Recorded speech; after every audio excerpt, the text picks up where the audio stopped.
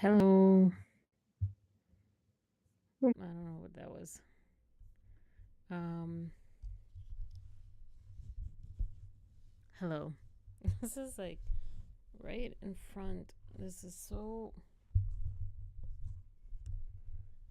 There we go. That's kind of better or should be better. I don't know. I am starting off with some low sad energy. So we'll see. I forgot to put. This is way too big, too like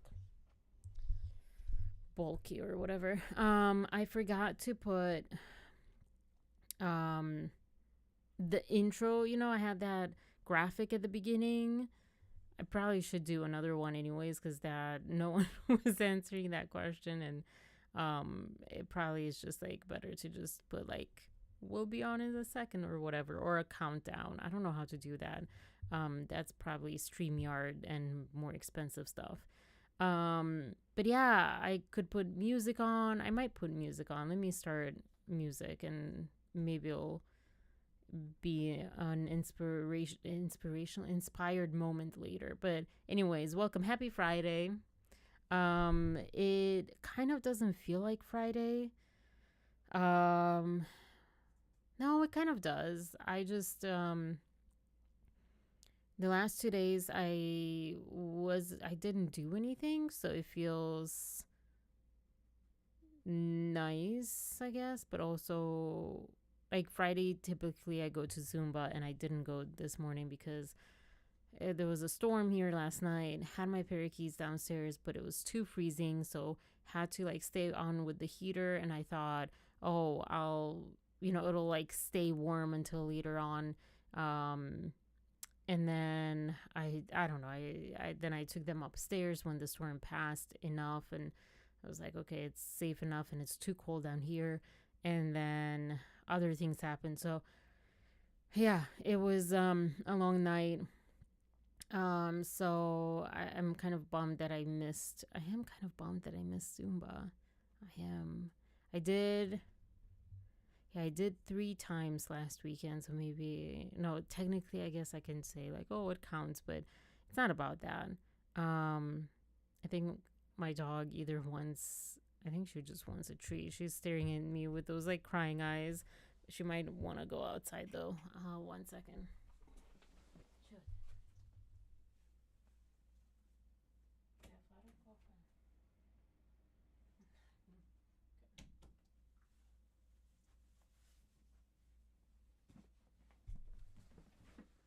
Yep, she just wants a treat.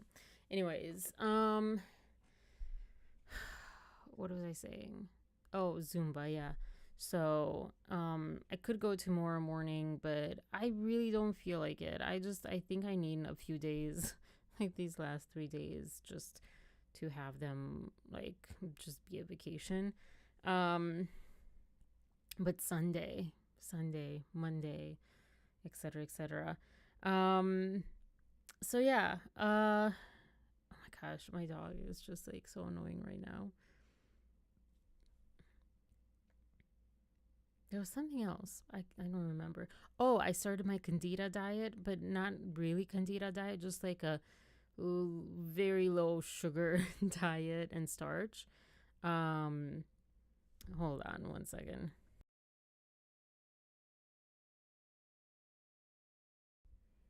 Didn't want to say that in the mic. I just told her no, enough. um, so yeah, I am just doing. I just did. Oh my gosh, I did the best pasticcio today. It is obviously without pasta.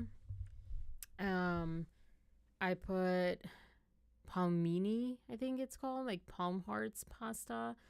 I only found the like lasagna type style, so it's kind of like a lasagna, but it's everything else about it is pasticcio. It has the non bechamel sauce. Meaning like I could have done it a little better. I guess I just was trying to do the best I can with the ingredients that I had. It's just yogurt instead of cream and eggs the same, and then no flour. So it was okay. And I added cauliflower. So it was almost like a cauliflower souffle um, on top of it. I don't know. It ended up being so good. I didn't measure the spices and I put some more spices than it was telling me. I put so I put onions and peppers and celery because ChatGPT said for a little bit of brightness include celery or fennel, and I don't like fennel. I don't like fennel. How people don't like cilantro. I am okay with cilantro. I don't love it, but I don't hate it because sometimes it really just hits the right spot. Like in guacamole, is like really good. But yeah, I'm not a huge fan of cilantro. But that's like how I feel about fennel or anise. I don't know how you call it.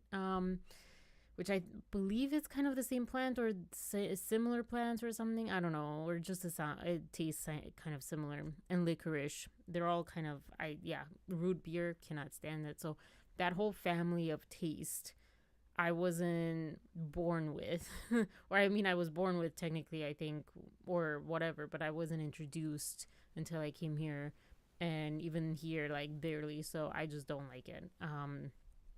But yeah, so I put celery. I added zucchini, and I think that's it on the vegetables. And I added the tomato sauce from Trader Joe's, the tomato basil. I think I don't know. It doesn't have sugar in it. It is the best sauce ever. Because I didn't have a can of tomato sauce, just like a regular thing. And I didn't want to buy it because my unemployment just stopped. So I'm freaking out about that. This week has been like both like really good and kind of bad at the same time. Um, yeah, but anyways, back to the recipe. So onions, peppers, bell peppers, which I would kind of, if you're really doing like a very strict anti-inflammatory diet, to avoid peppers and tomatoes and that nightshade family, but onions, peppers, celery, zucchini, and tomato sauce. I want to say that I put some other thing. I don't know, dill as well. Then I started putting. I didn't have. I kind of had garlic, but I didn't. So I just put garlic powder. I put cinnamon. I put cumin, just a tiny bit because it's really overpowering. I put just a tiny bit of cloves, ground cloves, because you do not want to bite into a clove in the middle of like enjoying your food. Um,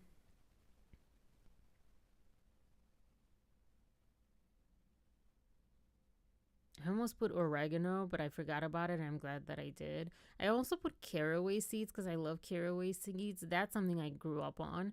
Um, but you don't have to, and that's not really Greeky. I don't think so.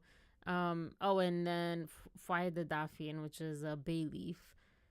Put three of those, or two in a tiny one. And I think that's it for the aromatics, the condiments, the spices, the herbs, whatever you want to call them. And then I let that simmer a bit, saute, whatever. And then I put the ground lamb and a bit of Wagyu beef just to kind of lighten up the lamb taste. And I don't like having lamb, I would rather have sheep, but we don't get that here. Maybe if I would go to a local, I don't know, farmer or something. I don't know. I don't know where I would get sheep meat from. But yeah. And then I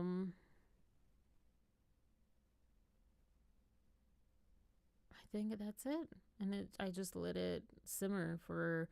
It ended up being an hour probably because I was trying to make the tzatziki or tzatziki. I don't know how you pronounce it correctly, which was yogurt, two types of yogurts, um, sour cream,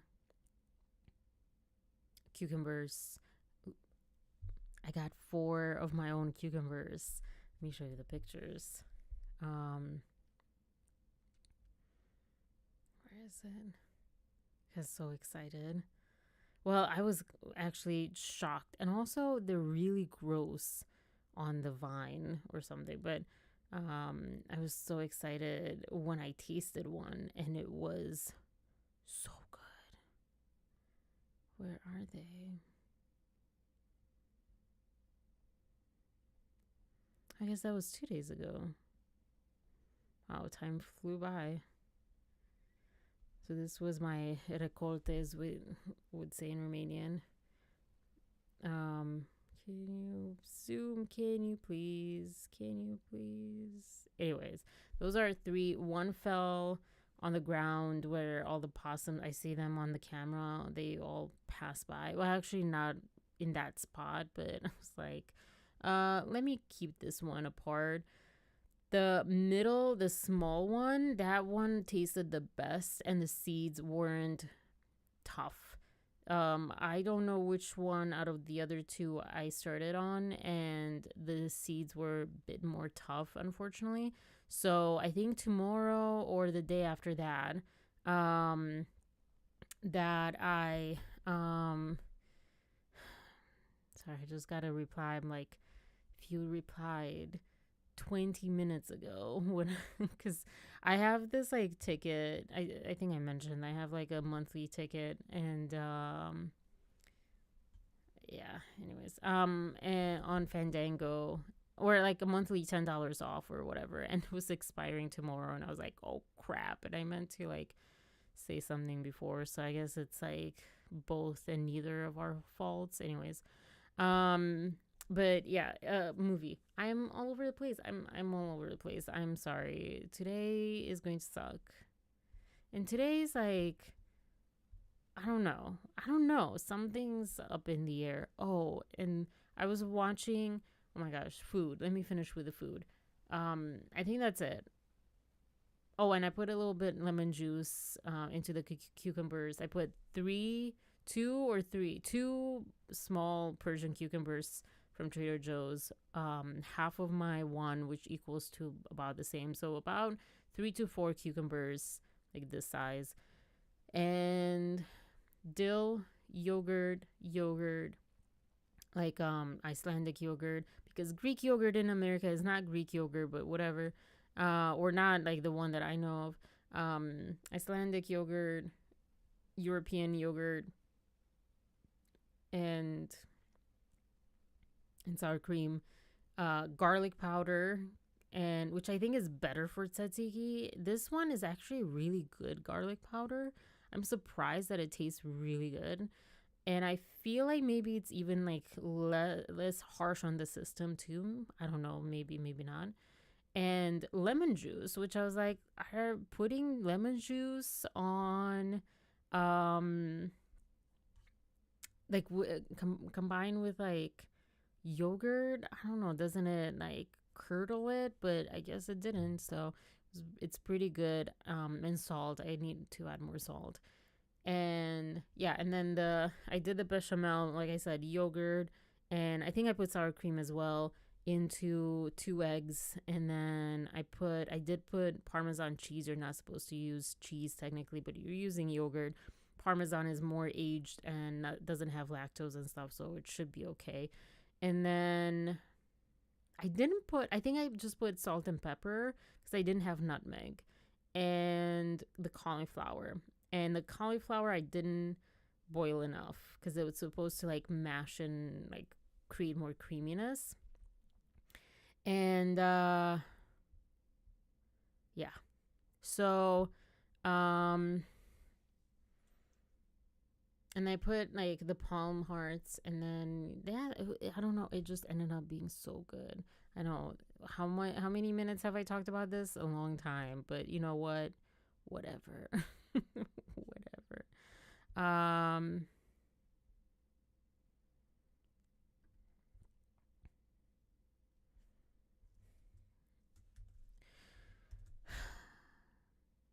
right before coming on, I was watching. I was so uninspired today, as far as, or I've been uninspired as far as topics or whatever. And I don't know. I feel like just these last 2 days it's just been a little rough. Um, I am just not like um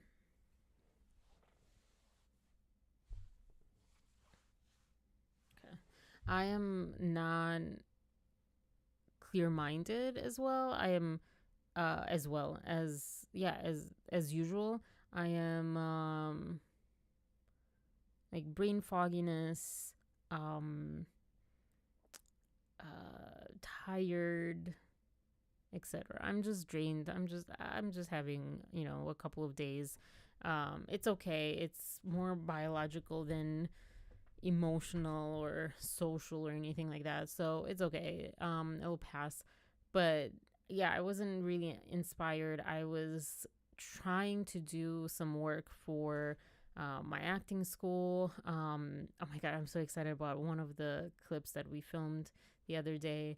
So excited about that. It was so funny. And I was working actually on the branding a bit, putting the branding together in like one little brand package. Because I really believe in those, and it's so easy when you have that to just sort of like you can be as strict or not strict as you want, but if you have that, it just is helpful in guiding you and kind of making your life easier and faster when you're putting an Instagram story together or whatever. If you have like the same colors, if you kind of know what works, it is just so much easier. Anyways, and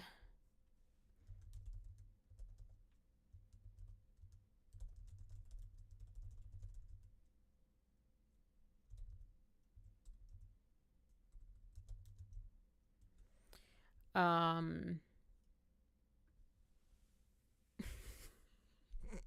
sorry, I think I'm just like really taking it really easy today, and this included.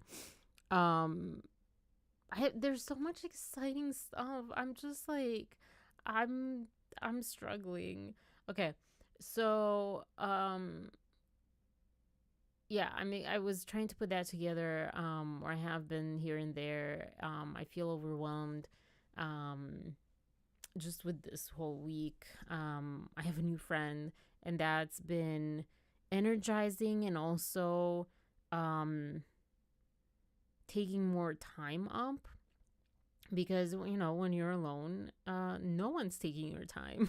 And I had like my one friend right now, she's in France, like and we would talk like at our peak daily and often, like throughout the whole day. And this is kind of how this one is too, this friendship. But it's like newer, so there's like a more things to talk about in a way, because we know practically nothing about one another. So it's like, just yeah, I don't know. And also I think um I throughout these last few years, I've just gotten a bit more on the avoidance side, for a number of reasons. One, I kind of lean both ways. And I I swung high into like more on the anxious side for a bit, at the beginning of like my relationship, in 2017, 18, stuff like that. And then I think when I moved out, my relationship was on and off already. I'm like more than usual, or it just kind of I don't know, it was just different at that time. And then I was alone so much of the day. Like I would hear no one besides the occasional pen drop, literally, from my neighbors upstairs. Like even people, no one would really, because I was at the end of the hall, no one would really walk down the hall. So it was like, it was really quiet, and I would have these like bouts of unemployment. And I um in a way, I kind of really enjoyed how that went because I really could do whatever I wanted with my day. I could start and end it whenever, and I would end up kind of being. I would wake up probably around 9, but I would like eat or whatever, maybe go for a walk, and then I would start work. And by work, I was working on my attachment style coaching at that time, putting together the LLC and all that stuff, the website, and or like, creating it for to have an LLC and whatever. And then I would start that at 11 a.m. and I would usually and I would end around 2 or 3 a.m. I would also have a couple of days a week, I would have practice sessions with, like, I would literally do like sessions with fellow the people that had also been through that same program, and they wanted to be like a practice client. And that was like so helpful, so cool. But yeah, and I would take breaks throughout the day. Like lunch was like a full hour or two. I would go for a walk around like 4. So it one on one hand, it kind of calmed my nervous system down because I really had the creativity to do whatever with my day. However, the cortisol was spiking on the other side of it because not only the loneliness that it kind of creeps up on you, and you think that it helps you or that it's comfortable or whatever, because indeed you don't have to you don't have to handle, you don't have to like talk, you don't have to think of someone else, etc.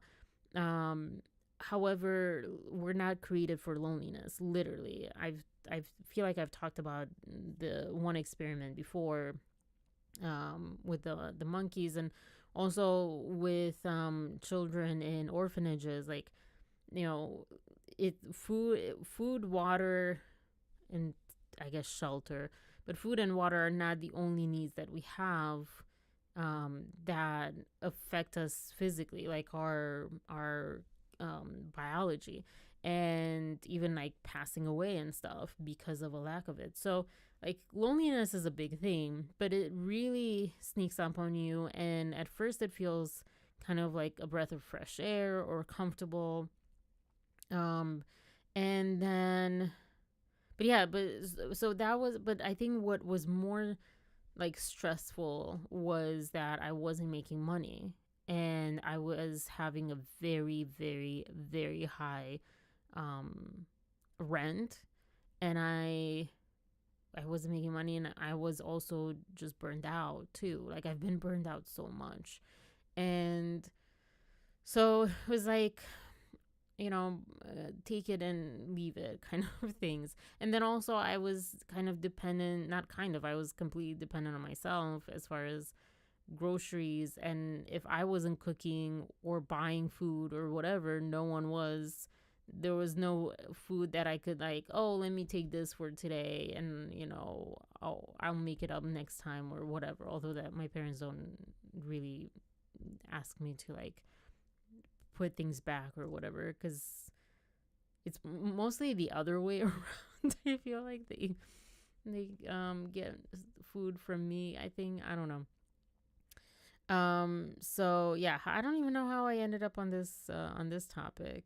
Oh, so yeah, so um I got a bit more used to being alone, and I think also not so much used to it, like, oh, this is great, because I didn't like it that much. But I mean, I liked, again, that part of it, like, oh, I can do whatever I want with my time. But I think I just developed more and more insecurity through the last like 3 years or so, as far as like social skills. I think a lot of us, I hear a lot of people talking about after 2020 losing social skills, like even just like regular ones. at work or just going out at a restaurant or whatever. I remember right after 2020, like 2021, 2022, when people were coming back out, going out, etc. Like there was a bit more like awkwardness, or like it was kind of strange to, like, I don't know, how some people behaved and stuff was kind of strange. So hi Maria, no worries. I'm just just blabbing here by myself. It's one of those days anyways. How's your week? How's your week going? Hopefully good. um so yeah, that social awkwardness. I also think that I having being in a relationship with someone who is not a texter primarily. And I mean, when we talk on the phone in person, we talk forever. But like texting, it is like war. We do not have the same texting habits and patterns, and it is annoying for both of us for different reasons. With my ex, and so like being with that type of communicator, that doesn't really communicate that much and is also more like a loner kind of, sort of, or just different, and not like high energy, let's go do this, let's go do that, let's do this. And you know um I think my system kind of was like, okay, let's adapt to the new normal. Let's adapt to the new normal. Like, the new normal is like, we're not that high energy. We're not that, like, let's do a bunch of things. We're not that communicative. And honestly, too, even with my mom, I feel like it's karma, because I'm like that with my mom. Like, if she texts me, I'm like, ugh. So, yeah, and even that, like that dynamic. Hi, Angel. Um, Even that dynamic with my mom has like changed, and I just feel like it's weird. Anyways, long story made not as long, but still long. Yeah, having this new friend and like talking, riding a bike, where like, oh yeah, you know it and it's so comfortable and you like it, you enjoyed it. I love riding bikes, for example. But you love it, but it's also like something you're kind of rusty at and not used to, and your system is like, um feels that. I don't know how to explain it. So on one hand, it's energizing, it's giving me energy, and it's fun and it's cool, and it's like I can breathe again, because like how we talk and what we talk about is like just so familiar. We kind of grew up, I guess, very different years apart, but like around the same area in Romania. So like I think that makes a huge difference too. So it's like, yeah, oh my gosh, I can relax. I'm like I don't have to like figure much out, And also because of how they communicate, and um like it's you're not like left wondering ever. You can ask. There's like, I don't know, and it's so interesting, like my analytical mind, my psychology loving mind is like also analyzing, like, why does this feel so much better than pretty much any other friendship that I had. This is like a friend, not more. um and but even like other relationships outside of friendships, like with my family, um with my exes or whatever, like, why is this so different? Because I guess like my mind's like, we want more of this. We enjoy how this feels really easy to talk to this person, and it feels like really fun, and it feels like my nervous system actually is like calming down, even though like it's not used to it anymore, and it's a feeling a bit like, oh my gosh, I can't focus on anything else. Because I also think maybe it's attachment style wise, or maybe it's just like my freaking nervous system's like, oh my gosh, water. We've been like so dehydrated. I just want to focus on, talking to this person rather than like doing work or whatever. And so, yeah, I don't know. This is how I think about things. But yeah, so it's cool. So that's something new. Anyways, somehow I got onto that topic when I wanted to start saying that I wasn't feeling very inspired about any particular topic tonight. Or I was about some topics, but like they were brief mentionings. And I will go over, as far as Blake Lively stuff, I will go over Court Listener. I have no idea what's been on, but I keep getting like notifications on my watch, like new court document, new or whatever. So I'm curious about that. But right before coming on, I was having my dinner and I saw Omar go live, or having gone live not so long before. And I honestly, I saw like Ozzy Osbourne, Hulk Hogan, and something else in the title. I just clicked because it's Omar, and I'm like, I like this dude. I'll just like listen to him talk while I'm eating, or like watch him. But it was, his camera was off, so listening. And I found out that Ozzy Osbourne passed away 3 days ago, and Hulk Hogan passed away today. And I I remember both growing up. I remember Hulk Hogan. Gosh, it's so hard to say his name. Um, I remember him being more of a personality around my world, but like I wasn't a fan. I didn't watch wrestling. Right, he was wrestling.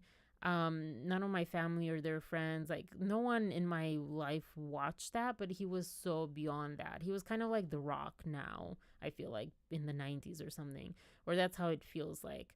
So I was like aware of him a lot, and I also was aware that he had like a reality show with his family in one point, and that wasn't going so well. Like, and then he had like plenty of controversy around him in the recent years, as far as like him not being a great person.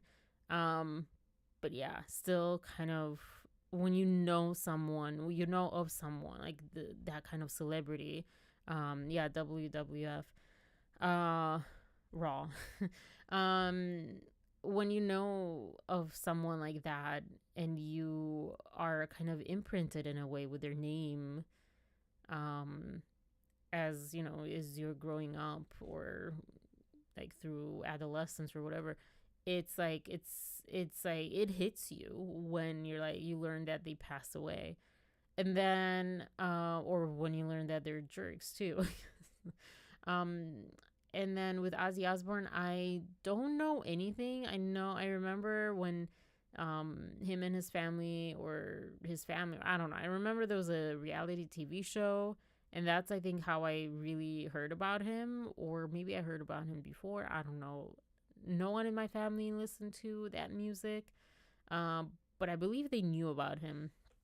um and yeah, I didn't watch that show either, but he became more of a, and the whole family became more of a household name. I think a few lives ago I was talking about Sharon Osbourne, something, I don't even remember what I was talking, like what that topic was, but I think it was her just being let go from The View, and she was on Piers Morgan's show. That's not a few. This was a long while ago. This was a lot of streams ago, and like I know the kids and stuff. Yeah, so that's really sad. My impression of him was that he was like a really nice guy. I don't know. Um, but obviously I knew him when he was older, And I knew like his family was more famous in a way at that point than he was, in a way, you know. So yeah. But listening to Omar talk about, read his lyrics from, I think Crazy Train, I think is the lyrics that he was reading from, and just talk about, I just love when someone cares a lot about someone else where they know them so well, they understand them, they understand their message, and things that others might miss. And it seemed like he was talking exactly about that, that he was called the Prince of Darkness or whatever, and he had this people feared him, or people had this like impression of him. Also, he did a lot of like substances and things and stuff. Um, but you know, he was saying how like when you listen to the lyrics, like it's a whole different person, or a whole different persona, a whole different. He was just like another human being figuring things out, and I loved that. And it kind of like it added to my sadness a little bit, because that's sad. I don't know. He was 76, I guess, and he was dealing. He was in great decline with Parkinson's, and that's all I know because I just looked that up right before, and I was listening to Omar and what he was saying. So, um, yeah, I have a family friend. I think he's younger, also been dealing with Parkinson's for a long time. And it's interesting how much older people look that have Parkinson's, or at least in my experience, what I've seen. Um, it just ages you, which I guess kind of makes sense because there's so much stress to your body. Um, but yeah, it's so sad. Um, just thinking of his family more so than with Hulk Hogan, I guess, because I didn't watch that reality TV show of Hulk's. Hi, Rose is Wild. Um, welcome. Welcome to a very chill Friday where I am hanging in there. Um,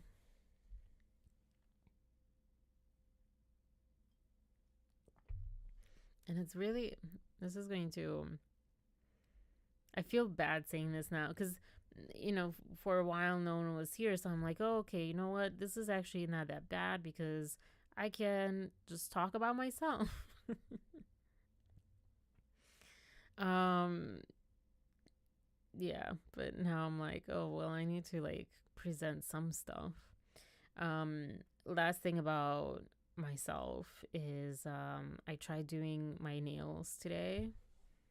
And by doing my nails, my new friend, she was talking about, we talked so much about like removing cuticles. It is so darn difficult. It looks so easy, and it was really easy on my first nail, on my thumb, my left thumb. And left is operative word because I'm a right-handed person. And then it just got it just didn't work, and on my right hand much less. I don't know. So yeah, but I also didn't really have the right tools. I had just one and a half tools. I don't know, like I grew up on the little scissors for cutting nails, like not clippers. um and I guess now we're going back to that as far as like cuticle scissors instead of like the clipper things. I don't know. Anyways, um but it got me excited. That's the other thing, like I've not put much effort into my appearance in a long time, and I part of that is because I have so many clothes literally just staring back at me right now, so much color and like cool looking that I can't wear because I've gained so much weight, hence being on this candida diet thing again. Wish me luck that I'll stick to it. It's just 2 weeks. Just 2 weeks. Just 2 weeks. Maybe 3. Just 2 weeks. 2 weeks out of how many? 52 or however many weeks in a year? Just 2 weeks. Not even a month. It's so hard though. And I, in the past, would do it no problem. And I suspect that the stress kind of contributes to why I cannot keep a diet or anything. But yeah, for anyone joining that wants a really good pasticcio, hi Maria. Thank you. Thanks, Maria. If you want a pasticcio recipe, if you don't know what pasticcio is, it's basically this like Greek lasagna, but not lasagna. Let me pull it up here. And it is the first time that I tasted this dish. I was literally in love. I was like, quiche was used to be my favorite food ever, and then once I tasted this, I was like, it might compete or it might overtake quiche. This is so good. This is what it looks like, and excuse the blurriness that the camera doesn't want to. Oh gosh, let me try. Oh boy. Okay, yeah. So it looks like that, or a variation of that. So it has like pasta, these like Greek bucatini pasta, apparently. They're like thicker walled and long. And then it has like a meat composition and bechamel sauce on top. And I did the candida diet version, meaning no pasta because of the gluten and because of the starch and sugar. Like there's no starch and sugar on the candida diet. Why people like just call me out on this? I am so out of it that like I have a freaking way to share my freaking screen. Why am I trying to share that tiny little one? Oh my gosh. Whew, man. Okay, here we go. So, sorry, let me recalibrate. This is so I was kind of going between this recipe. I mean, look at that. Look at that. Oh my gosh, that's like perfection. It just looks so good and it tastes so good. It does have cinnamon. If you don't like cinnamon in your savory dishes, also you can just not add it, but it is so good. All right. So, because like I said, candida, no pasta for me. I got the palmini. Let's see if I can. I got this, but the lasagna version. Like that one. This is what I got. Come on. Go. Go. Come on. There we go. There we are. Thank you, computer. So this is out of Hearts of Palm, and I don't like it as a substitute for pasta. I'm gonna be very honest. It's okay, and it doesn't have flavor. It has like maybe a tiny bit of like tanginess flavor. Like it doesn't taste like pasta, but it doesn't taste like some other non-wheat pastas, wannabes. So on that front, yes, it's good. I just don't like the texture as much because I don't like my pasta al dente. So it is not that soft and more fibrous. So you're definitely getting your fiber with this one. I didn't even think of that. But it's vegetable. So I put that in asparagus. I would not suggest asparagus. It's not neither here nor there. I don't know. And then the sauce.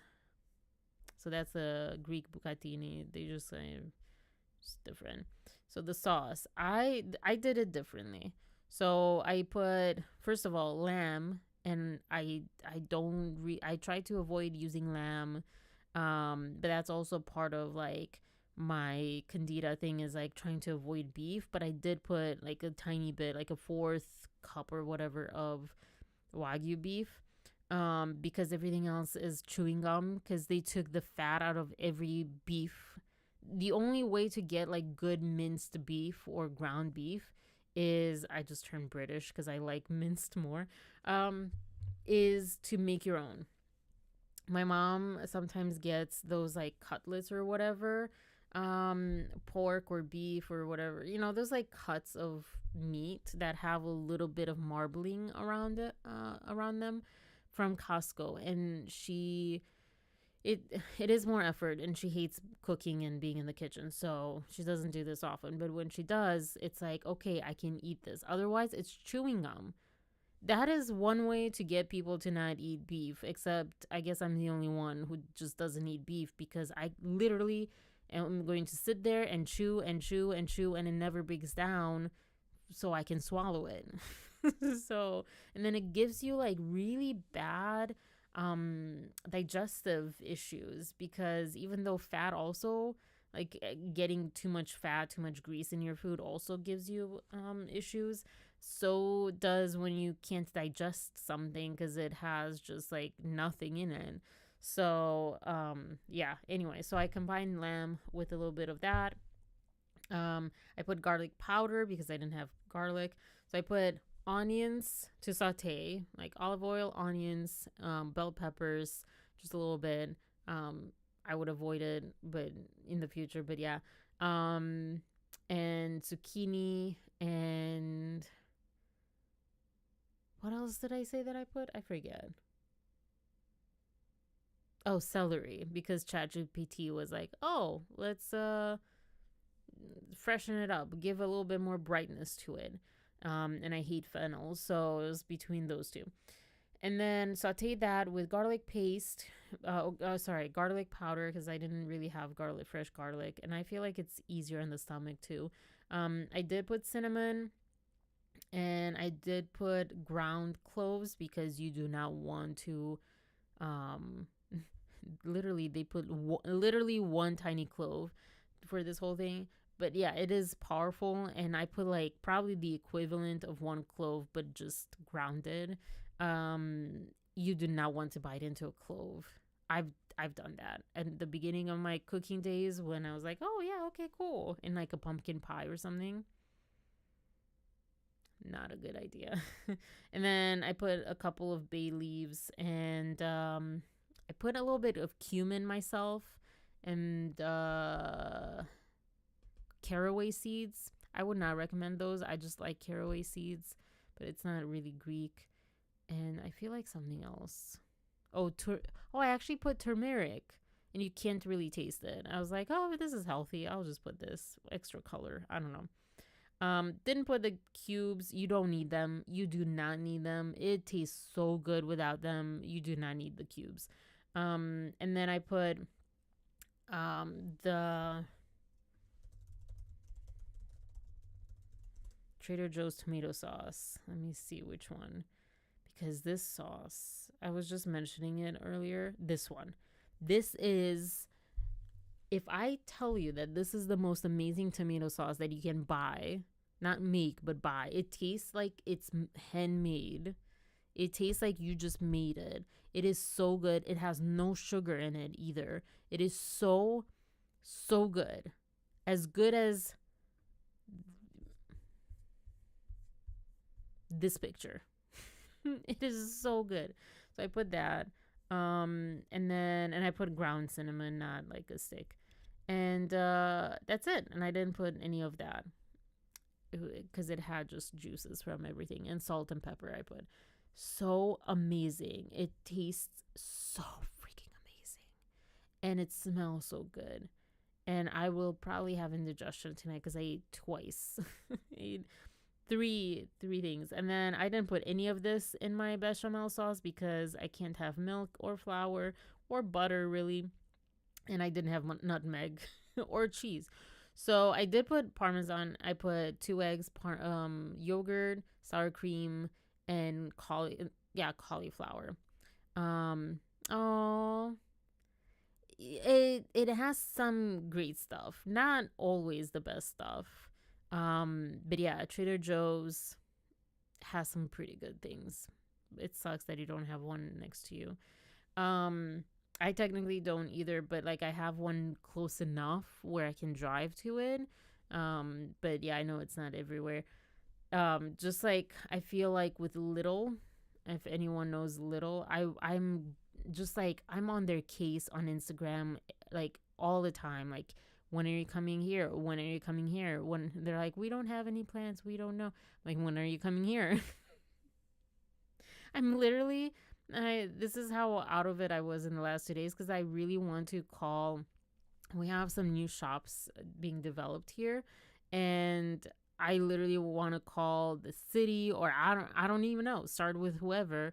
I fight more for this than for politics, which is alarming. That is so wrong. Do not do what I do. Um, but I also haven't done this either. But it's also less intimidating. But yeah, I'm like, can we get a little LIDL? If you don't know, it is so good when it comes to pastries. I know I'm on a no sugar diet right now, but like, Aldi sucks. Let me tell you, Aldi sucks. They're kind of the same. They're kind of like from the same parent company, but split parent company. Um, I think like how Trader Joe's is with Aldi. No, I think Trader Joe's is with Little. I don't know. They started off with like the same company, and then they kind of split into two. And I think it was actually Germany, like the West and East Germany or something. I don't know. Anyways, Little, it is so much better. So much better than Aldi. So much better, but very much the same thing. So we also have an Aldi right here, so it would be an interesting, I don't know. Oh, really? Here we go again. I'm not even going to try. I'm just going to switch to webcam because I don't know why it does that. Hello. And now you can't see me at all because I'm hiding behind this. I'm not hiding, but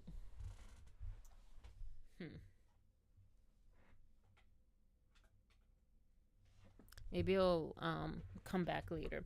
So yeah, I'm talking about food now. Okay, I'm gonna move on. But yeah, little, so good, so good. If I would have Trader Joe's and Little, and I think that would be it. Kind of, pretty much. Whole Foods is okay, but I don't get much at Whole Foods, and it's so expensive. And no, I would need something else for like fruits because Trader Joe's fruits suck and they're really, really expensive. Or like tomatoes, never get tomatoes from Trader Joe's. Or in my area, they do not taste like anything. They taste like nothing. It is so they suck. I got like organic tomatoes. They tasted like cucumbers. So, anyways, so yeah, so mine looked not quite exactly the same. Did not have the little whatever you call this on it, but it was good, and it didn't have the pasta. Oh, sorry, so good. I had to share it. Sorry, just had to share. All right. So, um, moving on from that. Should we talk about Blake Lively? What else do I have? I'm like, can I? Oh, how much can I avoid this? Talking about this. I'm not even going to talk about subscribing and all that stuff because no movement there. Movies, I'll have movie next week. Not Monday, Friday, but yeah. And oh, here's a fun thing. So I mentioned that show too much, and I still watch it because literally, that crap, I still need to finish that song. But it's literally the devil you know. Like, it's easier when you just know it, you're familiar with it, even though you don't like it. It's like, oh, I don't have to like browse hours and hours through all the different streaming platforms to maybe find something. So I was watching it again, and it's still bad, but tolerable. I don't know. And there was a scene where she had like it was kind of a breakup scene. It was like it was just an intense montage of history of how she got to where she is, kind of, or what happened, how she met her previous boyfriend, and how that not degraded, disintegrated. And there was a scene basically, more or less the last time they talked or whatever, and she poured her heart out, and I did not expect that. He called her a C word. I'm not gonna say it because it offends some people, and I still don't know what that means, or I kind of know what it means, but I don't know, and I have zero offense to it because of that. Um, but I did know enough to know that, like, the impact of this guy, that this girl was just, I guess, trying to connect human to human. Love, awesome song, by the way. Human Connect to Human, I think, is the song by that Tokyo Hotel German band. Great song. But yeah, she was just trying um, to give him the benefit of the doubt in a way, and she was just kind of saying how she's been feeling or whatever, and for him literally to say you're that was like, I don't know. I just that was like harsh. It's also the same guy that was in Mrs. Maisel, the husband, the ex-husband, and yeah, I don't know. He was in a much better role before than this one, but kind of the similar way. I don't know. Interesting choices. But yeah, and yeah, that was like food for thought for me. I don't know. Not exactly, but it was just like, whoa, like, I don't know. Yeah, so still watching that, I guess. And then there was a post. I should find it. I'm kind of curious if you guys have an opinion on this, but first I need to find it. Oh, Barbie the movie has something.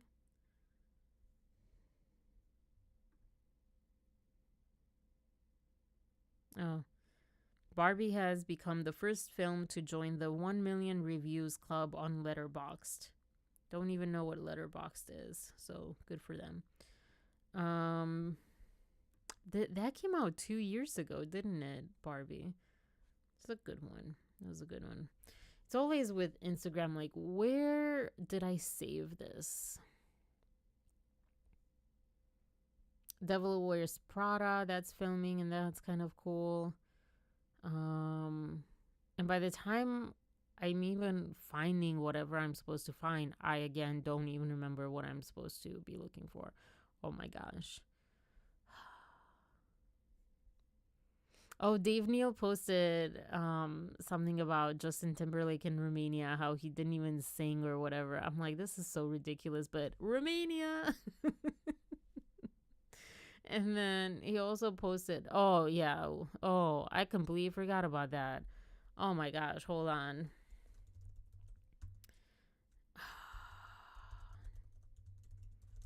Again, these are like topics. I should put my appetizers on.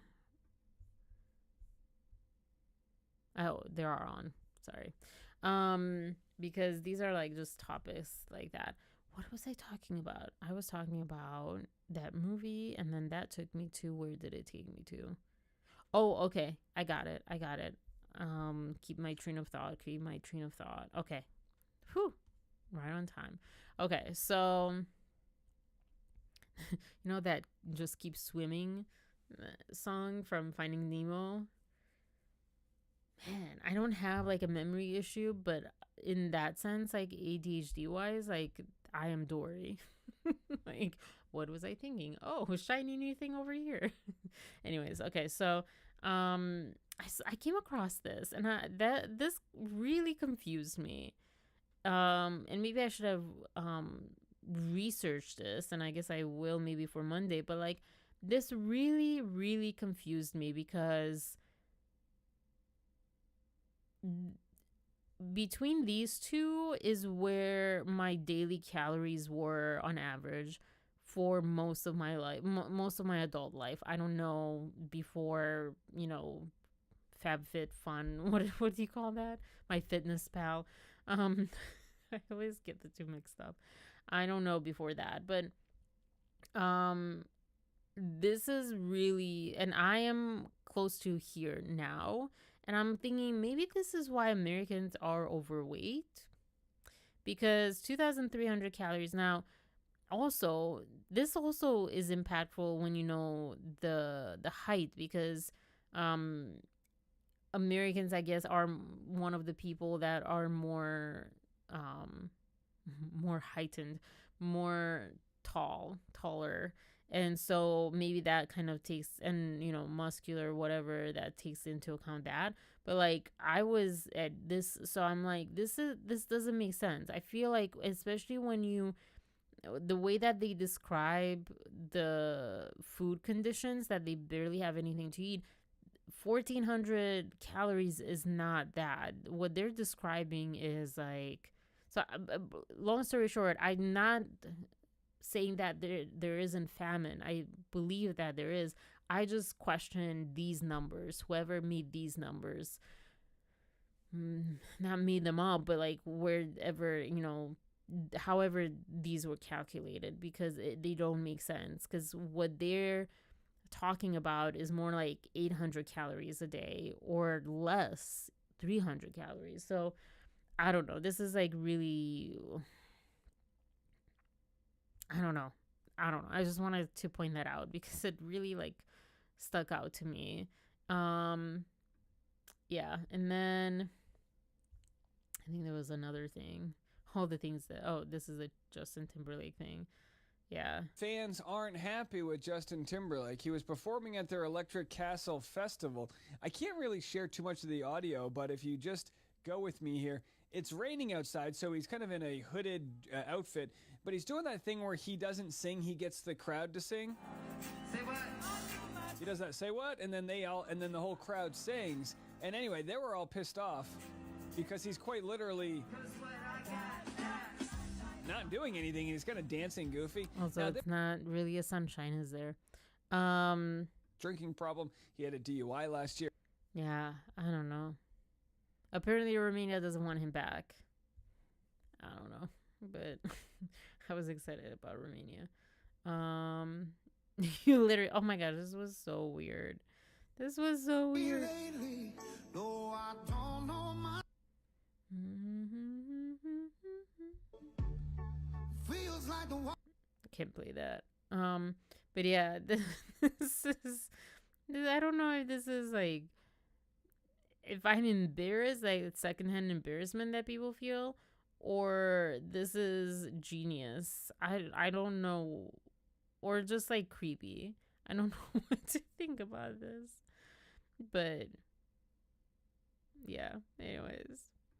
And then this whole thing. Oh, yeah, and then Pedro Pascal having 3, this is goals right here, having 3 movies at the same time. Oh my gosh, it's pretty cool, but also kind of like, it kind of plays with your brain a little too much. It's a little too much. But yeah, so this whole thing, and I kind of ended up, oops, what happened there? Sorry, you don't see it, but I got disconnected. I'm having technical difficulties all around over here. Is this for females? I do 12,000 a day. I wouldn't either. Oh yeah, I wouldn't either. Yeah, it doesn't say, does it? So I would imagine that I don't know if they're counting for the same height and the same gender, the same circumstances. I would imagine just like historically that it's based on a male. But yeah, that's what I'm saying. I'm like, this is not famine numbers. Like when you're not eating, Like I had a year or 7 months at least of not eating more than like banana, soup, clear soup, and like chocolate and all that stuff. And also, that's another thing. Like maybe if you're eating chocolate all day, and that's the only thing you eat, technically you have like higher calories, but like not nutrition. But I still feel like I was not getting enough calories because I just lost all the weight, all the muscle, all the things. I was like really young at that point, but yeah, like I probably was under 1,000 a day. So I don't know. It's just weird. It was sourcing, you know, UN or whatever. So I don't know. So this thing, also, it's not Bridget. Um, but yeah, I and I stand by my comment here. And this is not to Dave. Obviously, this is just to like to really to Candace and everyone that is intrigued by the story. Why does it matter? I don't understand. And someone was saying something. I started reading and reading and reading, and people were like, well, because I don't know what they were even saying, because he or she, because they're silencing the French media. And you know what's funny about that is, as far as like her gender or whatever, what's funny is that you are going, Candace herself and all her followers that are intrigued by the story are saying that they deserve the truth or whatever, and we need to know this person's gender at birth because they're silencing the French media and the reporters and freedom of press and whatever. However, what is going on in our country? Because it's so much worse. It is not about someone's gender in our country. Media is being silenced because an actress just doesn't like how she's portrayed, because people are being deported illegally, because they're being detained illegally and for no reason, because all these other things are happening allegedly. um and we're concerned about the French president's wife's gender at birth. Freaking get a life. That is like the level of get a life. If you are that concerned about that, and you feel like that, like, this is critical thinking part too, like, not everything's the same. Just like the calories, not all calories are the same. A chocolate calorie versus like an apple calorie, they give you totally different DNAs, totally different things to your body. So it's kind of like that, but for just news or whatever. Silencing the media because of something that is so personal and does not freaking impact the world. Because she's not the president, A. And B, even if she was the president, whether she was a guy or a girl does not matter. It has no relevancy to anything. Like, it just boggles my mind that anyone cares about this. And to this extent, and that it's such an important thing that I guess Candace did an 8-part series. Like, are you kidding me?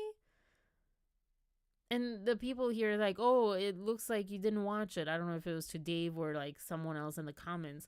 And I'm like, why would you waste your time on that?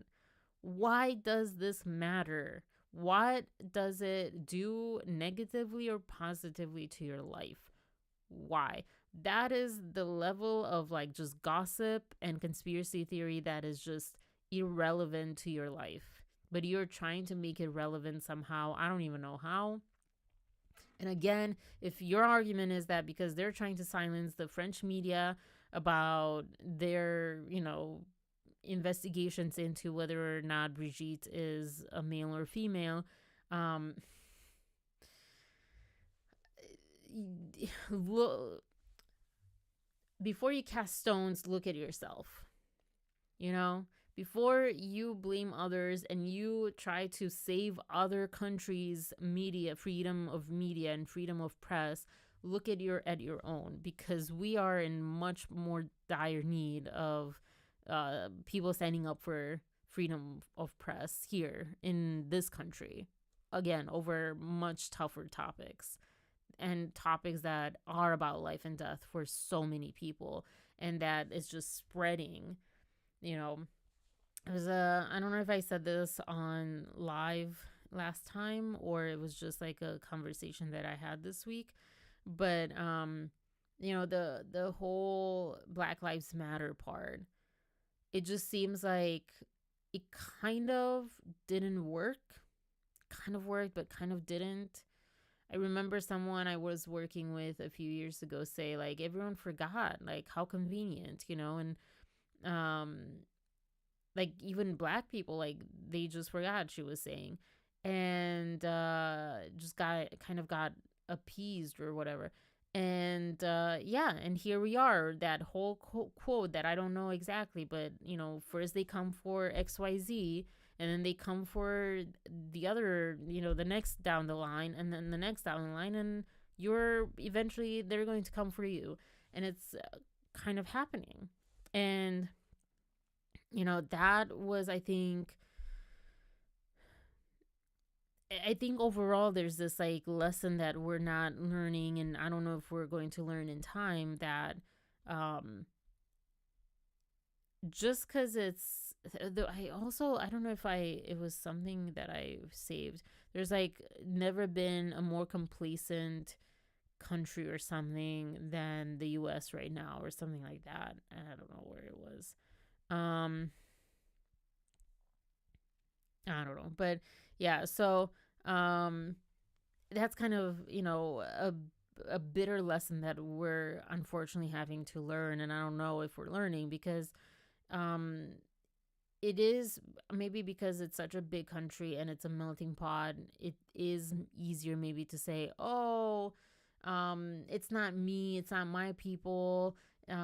So yeah, and or like, oh, I don't know, maybe they know something that I don't know. You know, I remember thinking that way in 10th grade about the war in Iraq, and thinking, well, maybe George W. Bush knows something that we don't know. He's the president, and I'm just a 10th grader here. So yeah, not as like an adult, because as an adult, especially right now, we have sources that we can research. We have so many ways we can research. So not knowing is not quite the same. Um, but yeah, I think it's like it will never stop. I remember someone telling me, as far as like energetical kind of things, you know, like life will throw at you the lesson until you learn it, and each time it'll escalate, it'll get bigger and bigger and more in your face, more in your face, until you learn.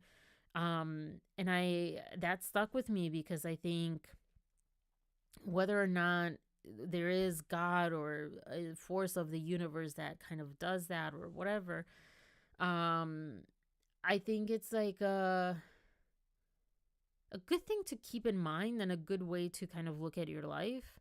Even if there is no karma, there is no God, there is no universe force, there is no whatever, um if you're getting a lesson, it's going to be easier on your life if you're going to learn it sooner rather than later. Because you're just ultimately just making life harder for yourself, even if it's not like some cosmic plan to get you to learn something, and just a matter of survival. And we're not doing a great job, I feel like. Hi, Kenergy, welcome. Um, they're saying that they were involved in minor trafficking, and allegedly he or she is a pedophile, and Macron has Macron, what am I saying? Has a Stockholm syndrome, something like that. And how does that apply?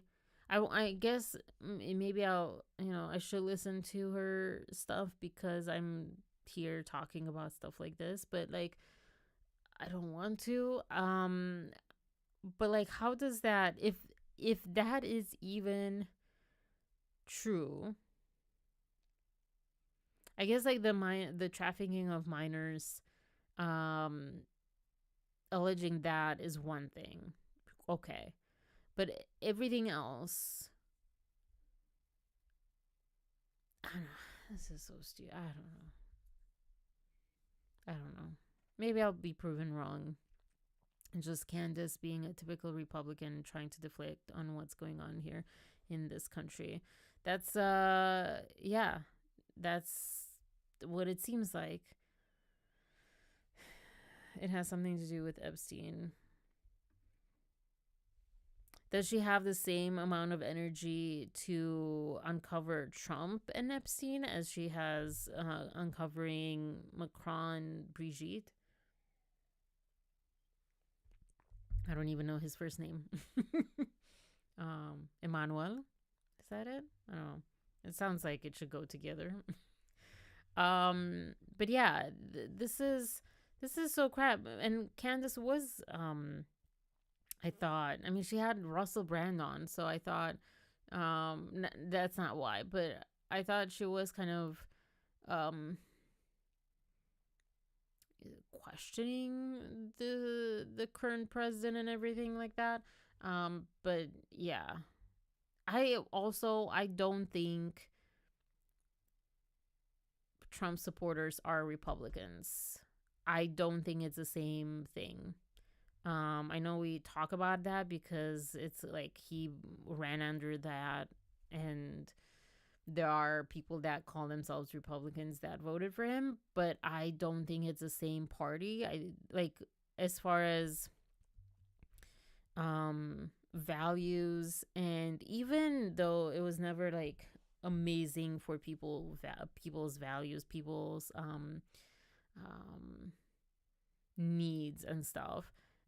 The Republican Party was a bit more. This is a totally different party, is what I'm trying to say. Um, but yeah, she keeps avoiding and defending Trump. Oh, I thought she said something about Trump. She also makes excuses about Harvey Weinstein. So yeah, I really, the only times that I've seen her stuff, the first ever time was before I knew anything about her, and it was like on Taylor Swift, and like she had some opinions that I kind of, not gonna lie, somewhat had to, that Taylor Swift is not all that, and she's not a saint, and she's not that great. But even then I remember like, this is way too much. This is coming on way too strong and very like low energy. I hate that I'm saying it that way, but I don't have enough of vocabulary to say it better. But just low, just, or low frequency or whatever. Nothing that was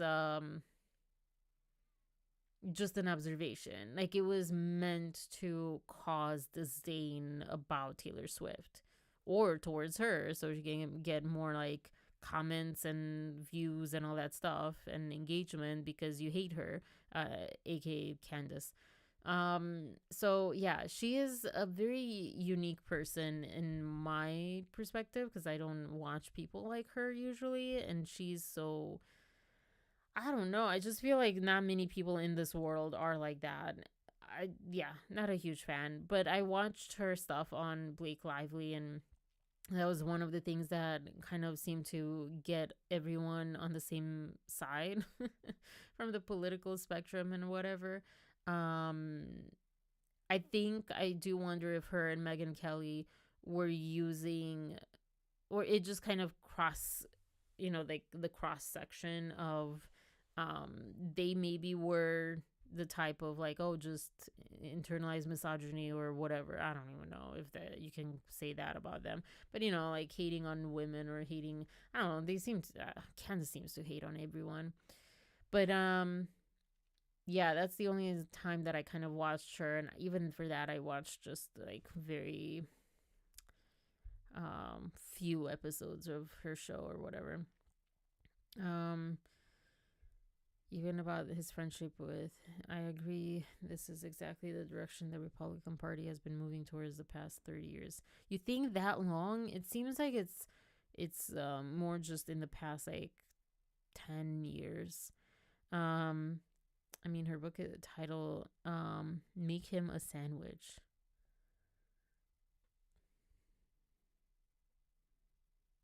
Yeah. I don't know. I don't yeah. But yeah.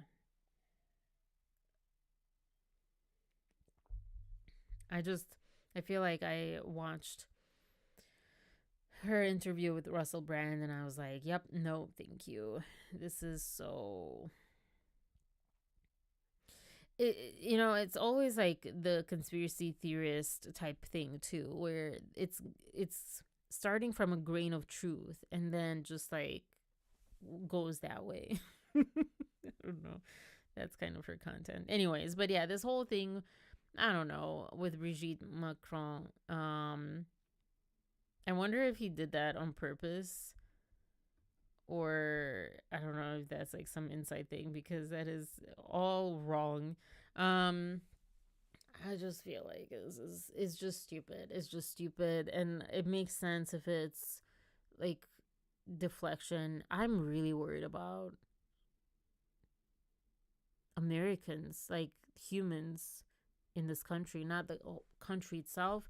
I'm worried about that too, but a country is really kind of impersonal. It's not, it's the people in the country that I'm worried about.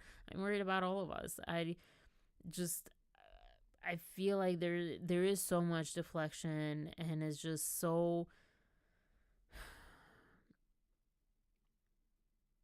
it's so powerful because it comes from so many angles and it distracts you so easily and overwhelms you so easily, and you don't even know what to cling on to and what to at this point we know what to believe, but like you don't know what whack-a-mole mole to like tackle, kind of thing. And yeah, and it's so sad, you know. I do think about the 90s here. I was too young to really have lived in the 90s here, albeit, so fair enough. But I think of, the years after that. I just feel like, yes, it wasn't great for everyone, but it was getting better. And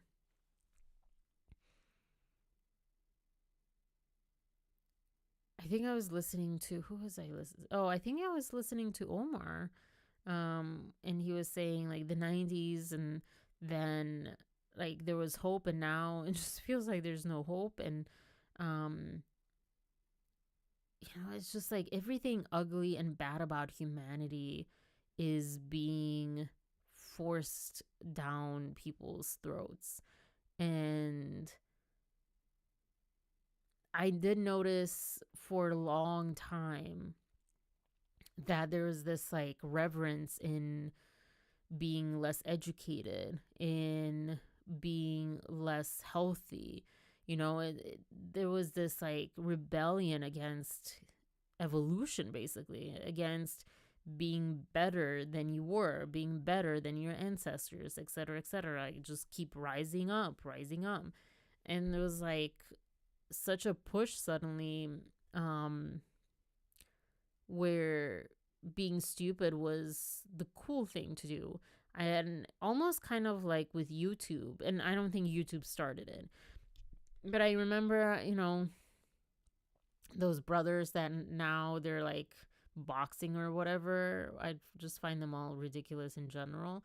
But I remember the Logan Paul, whatever, brothers, when they went to Japan and in this like sacred forest or something, that kind of era, around that time, it started feeling like stupidity was so revered, and lack of respect and of humanity, of being good and kind and love and everything good about humans and about life was put down, ridiculed, or just overshadowed by everything bad. that one clip of the one guy that was saying, how come every college educated person is against Trump or whatever he was saying, which is not true. But like, the impression is that way, and probably most people are that way. Um, and again, it's like, why are we fighting to stay down, to stay in more suffering rather than lessen our suffering, to stay in more pain? And I mean, and I can give you the answer from like the psychological point of view and the attachment style theory point of view, where it's that subconscious comfort zone. You sabotage yourself, although what I learned was technically there is no sabotage per se, but like you sabotage yourself. We are sabotaging ourselves because we say we want better, but we don't know better, and better is scary because it's the unknown, and therefore we just go back to the past, make America great again. It is not about being great, because making America great again is going forward into the unknown, into something better, into something we don't know. Um, but it's like, let's go back. That's all that saying is. It's like, let's go back. Let's go back to the familiar, to the people that were born around that time. And obviously, hindsight is different. Our memories are different than what life actually was like. But yeah, and for certain people more than others was better. But yeah, it's I don't know, it's making me think again about how the parallels of internal one person psychology and how it plays out exactly the same as humanity being one entity as well. So interesting. When I was younger, I didn't know if I wanted to. I didn't know the difference, or I didn't know if I wanted to study psychology or sociology. Sociology, for at least people told me, that was more about society, about learning about societal stuff and how the dynamics are in society, versus the dynamics internally inside one person being psychology. And again, I think it's like potato. What's the difference? I mean, I know there's a difference, but like not really. I don't know. So yeah, overwhelming. Same. Yeah. Huh. Anyways, from one crazy thing to another, I don't have. I'm just going to. Well, hold on. There we go. I don't have a tab open with this, but Harry and Meghan and Air Force One and Biden, if anyone has caught that, I think I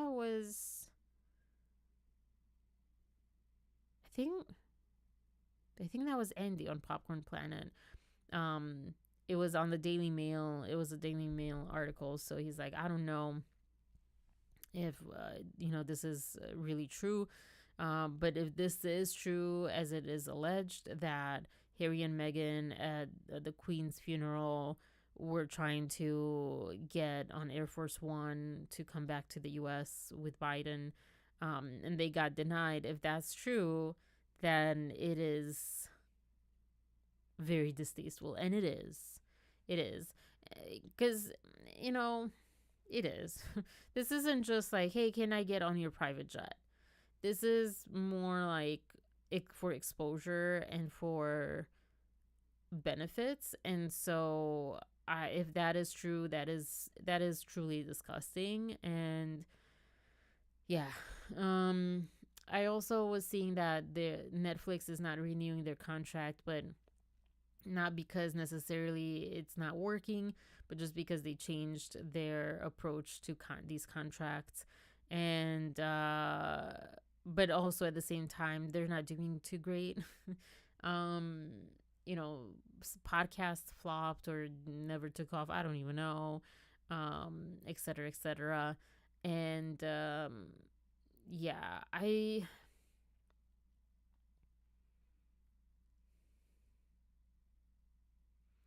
I don't know. I don't know. I just never know what to think about, them. But that's happened. And then there's a video that I actually don't really know if it's true because it's one of those AI videos almost, and it's repeating. It's like a long video. It could be a person that just has AI speaking because they don't want their voice on camera, or they don't speak English or whatever.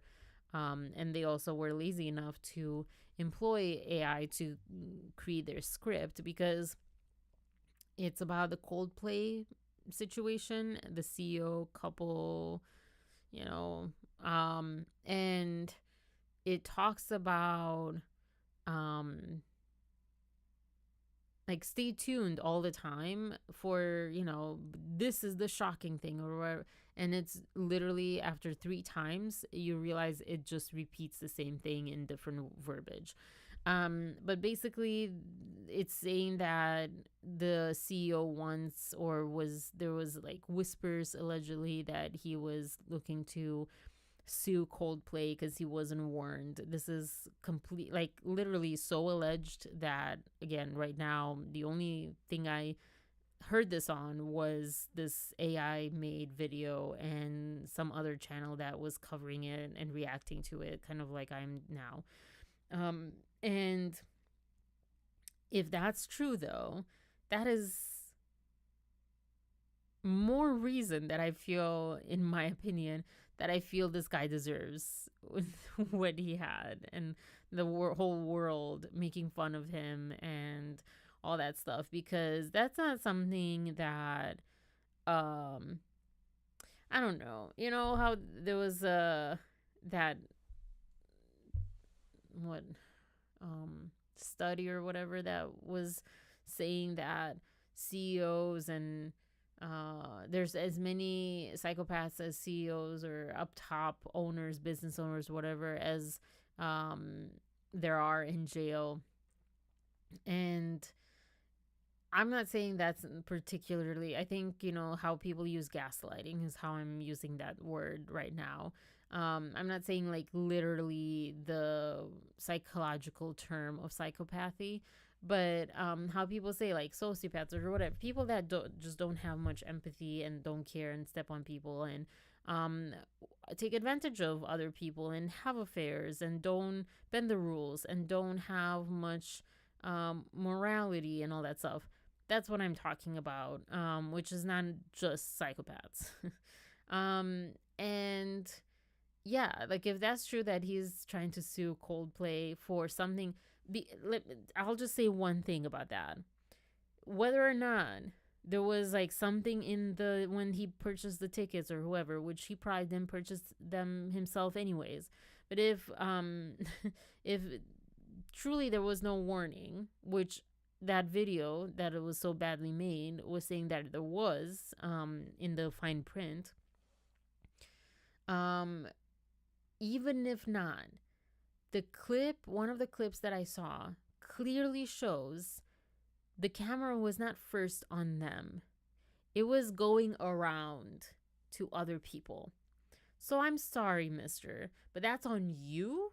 Unless you specifically made Coldplay and the stadium sign a contract, do not show me on camera. Unless that happened, that's on you to not be like, you know what? Maybe we shouldn't be embracing right now as we were watching the camera go from like couple to couple, or even just person to person. Like maybe we might get on camera. So let's like just, stand side by side and just pretend like we're here as coworkers or whatever. Don't attract attention to ourselves. That's on you to not think that. Like that is just the stupidest thing. If you're going to like sue someone because you think that you're the center of the world or something, and literally everything revolves around you to the point that just regular stuff doesn't apply to you, like the camera will just, you just assume the camera will just miss you. Like just will be repelled because you're that important or something. I don't know. So yeah, that's that's that. And then let's move on to Blake Lively, the person that you hate and love to talk about, and by you I mean me. um, why is that still happening? Wait.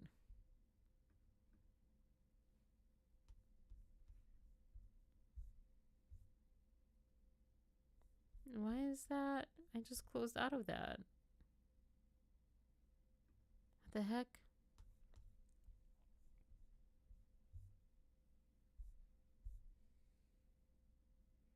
Hmm. Because from Andy's, sorry, technical difficulties again.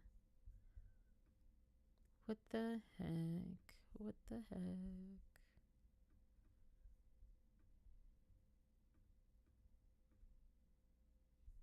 All right, that was so weird. Anyways, so this happened. Have you guys seen this? This content creator, don't know her name, sorry. But she on August 8th, 2024. Yes, cuz we're in 2025.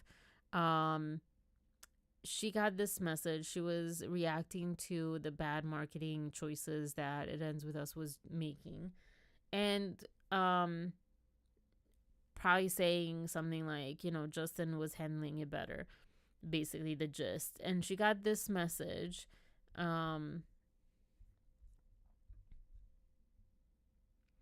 Hey there, you don't know me, and please never post this anywhere. Well, too late.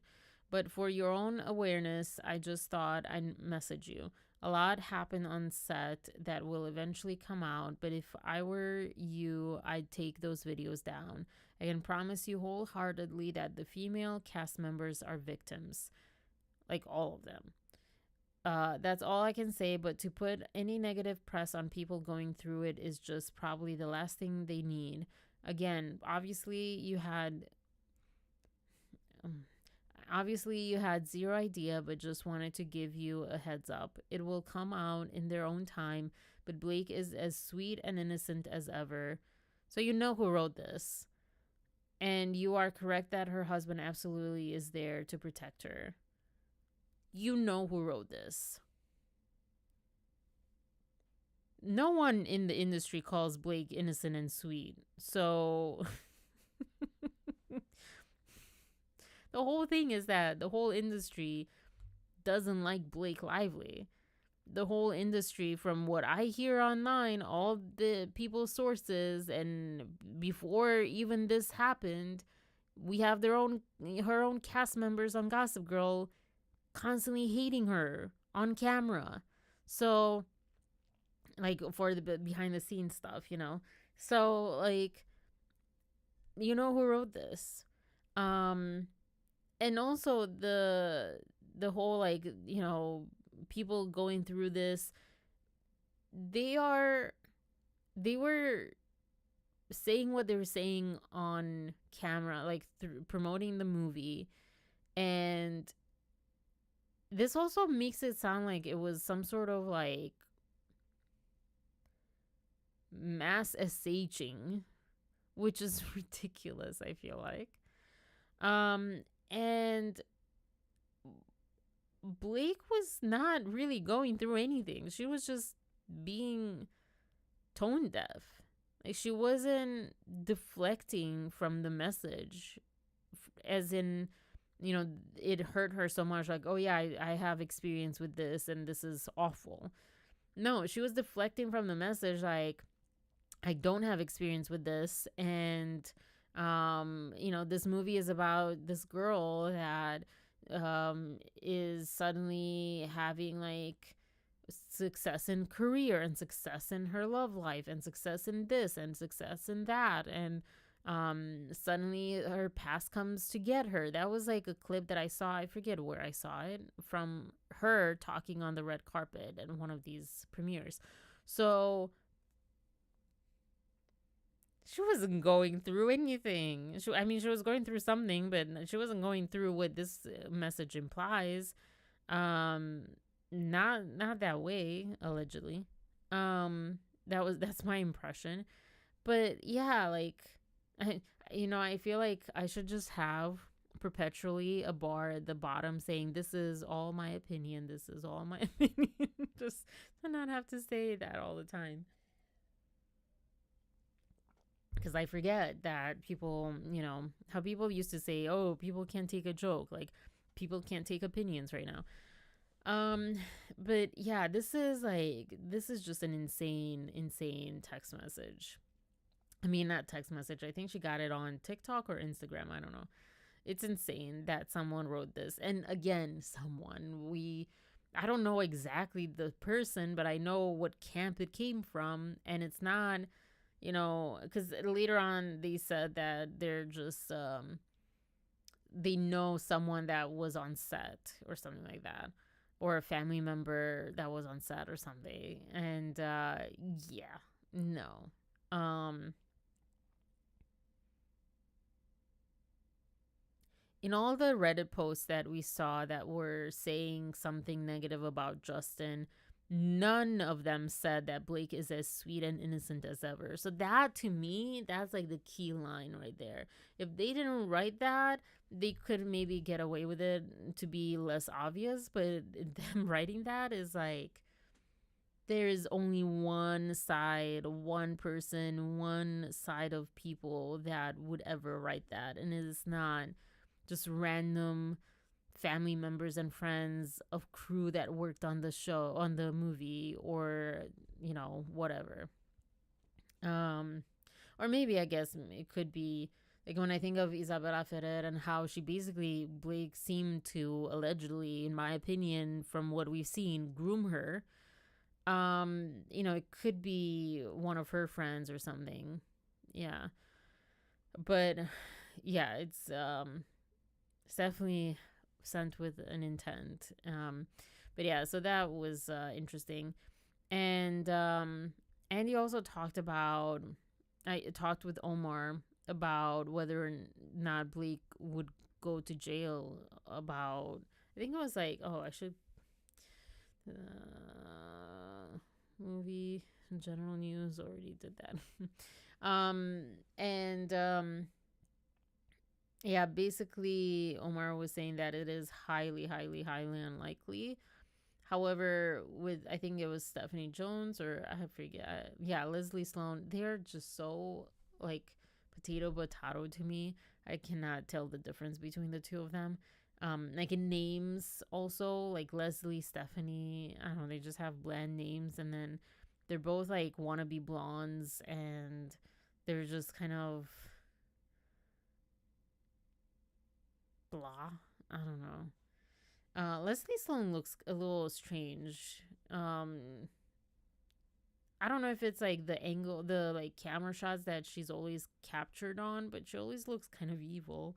Um, like, doing PR must be real. Like, you, to do PR well, I feel like you have to, yeah, not have empathy, not really think that much about um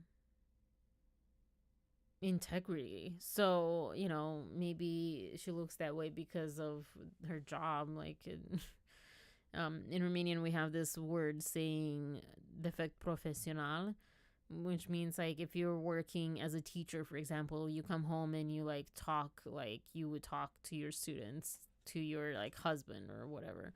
I don't know. So, or that's my understanding of it. So yeah, maybe that's like her professional defect, that she's started looking evil because she's in a very not good role, not good job that someone has to do it, or someone has had to do it so far. I don't know who she is as a person. But yeah, so basically, that might, but I think he was saying that even Stephanie Jones didn't have much chances per se, but like, yeah, because they, from what has been proven yet, but the focus being so much on the Van Zandt, was it subpoena or lawsuit? Not lawsuit. It was a whole lawsuit. And how like you can't sue for a contract breach of contract or whatever they sued, to DOE parties.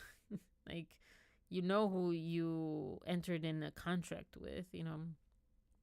So yeah, it's going to be interesting. But that's like something different. The as far as, well, no, because it does, hold on, it does implicate them, because he was saying like to have it like connected to Blake is a reach, but like Van Zandt is their company, so if they did that for Stephanie Jones, I don't even know, man. This is so complicated. I don't know. Like, imagine that if suddenly this whole case that was apparently supposed to be just to scare Justin and trash his career turns into like a whole jail situation for someone. Like, that's that's like just crazy. Just crazy. Do I want to go through this? I don't know that I want to go through all of these. But that's all I had as far as like topics. So let's see what's let me refresh and see what's new.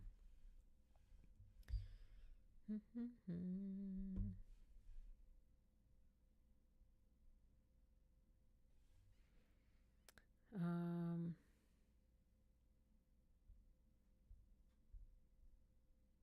this is the first thing I can see. Oh man, this is so yeah, I even Shirsty, I saw her video, probably her last video or one of her recent videos, and she's like, "Yeah, I talk about other things too." And I'm like, "Thank goodness, thank you." But she talked about kind of more or less the same thing, like Gwyneth Paltrow and this other actress and someone else. So it wasn't too far from the tree, but it was still like a breath of fresh air. Like, it's just yeah, I don't know. Blake Lively respectfully moves pursuant to whatever's. What does she want? I should just like they should have like a AI like just summarize this. What does Blake Lively want? Um, she requests leave to serve Mr. Sullivan by a combination of affixing and mailing a copy of the subpoena to Mr. Sullivan's last known address. Is this that same guy? Oh, no. Served as an editor of the film at issue. Mr. Sullivan appears on multiple text chains with and produced by defendant Justin Baldoni, discussing post-production editing, including the editing of certain intimate scenes and Miss Lively's role in the editing process. On July 10th. Okay, this is an interesting one. Miss Lively sent notice to counsel of her intent to serve Mr. Sullivan with a Rule 45 subpoena. On July 11th, Miss Lively engaged a process server to attempt service at Mr. Sullivan's last known address in California, as explained thoroughly in Richard Meyer's affidavit of due diligence. Mr. Meyer attempted service at that address on 5 separate occasions at various times of day. That is like such a hit or miss though at the same time, I feel like. Unless you're like there at like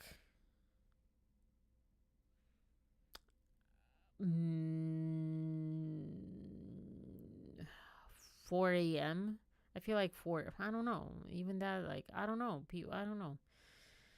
On the one of those occasions, Mr. Maya spoke with a woman named Betty who answered the door. Oh, that's like so not ironic. So something. Who answered the door and stated that Mr. Sullivan would be there the following day around 5:45 p.m. When Mr. Maya returned the next day at the stated time, no one answered the door. And this court has explained federal blah blah blah requires delivering a copy to the named person. However, courts have authorized alternative service when a party has demonstrated a prior diligent attempt to personally serve. Okay, so she's trying to get a hold of this guy. That's a pretty interesting subpoena. That makes more sense. Kind of. I guess it doesn't really make sense. Okay, hold on. Because Justin's uh Justin's lawsuit basically got thrown out. The Exhibit A stands, but it's, I believe, not usable technically. Is it? I don't know. Maybe it is, but it's not tied to the subpoena, so, or to the lawsuit. So why does she need to? She doesn't need to prove anything. She needs to prove her own smear campaign allegations and her SH allegations. So why is she going after the editor that most editors were like hating her and like, oh, whatever, like we'll give her what she wants or whatever. So that's so strange.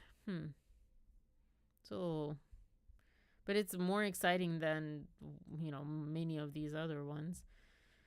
Rewrite pursuant to whatever to request to seal Exhibit A. Okay. Exhibit A is a document produced by defendant Justin Baldoni bearing Bates stamp, whatever, which Mr. Baldoni designated as confidential in accordance with Rule 4B.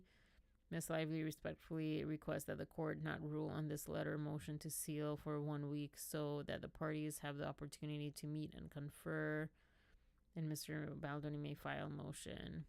Is that the same? Are we talking about Exhibit A? I'm so confused. There's so many Exhibit A's. Affidavit of due diligence. Cynthia Barnes Slater. Who is that person? What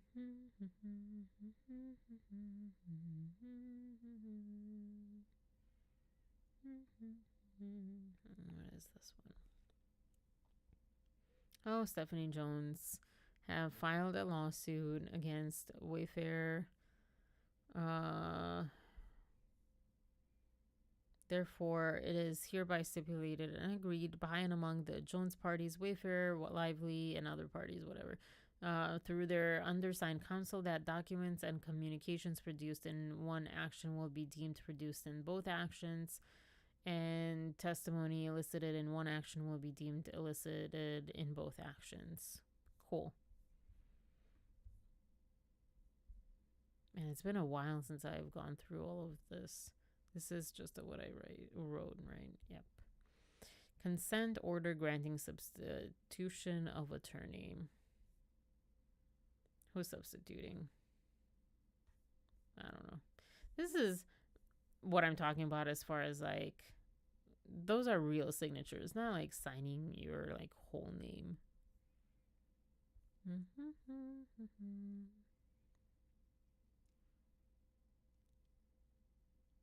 Tag does not seek to keep the entire interrogatory responses under seal. I saw LC was just talking about how like it's not been unsealed yet. It's not been done yet, whatever, or ruled on yet. Here's Lawrence.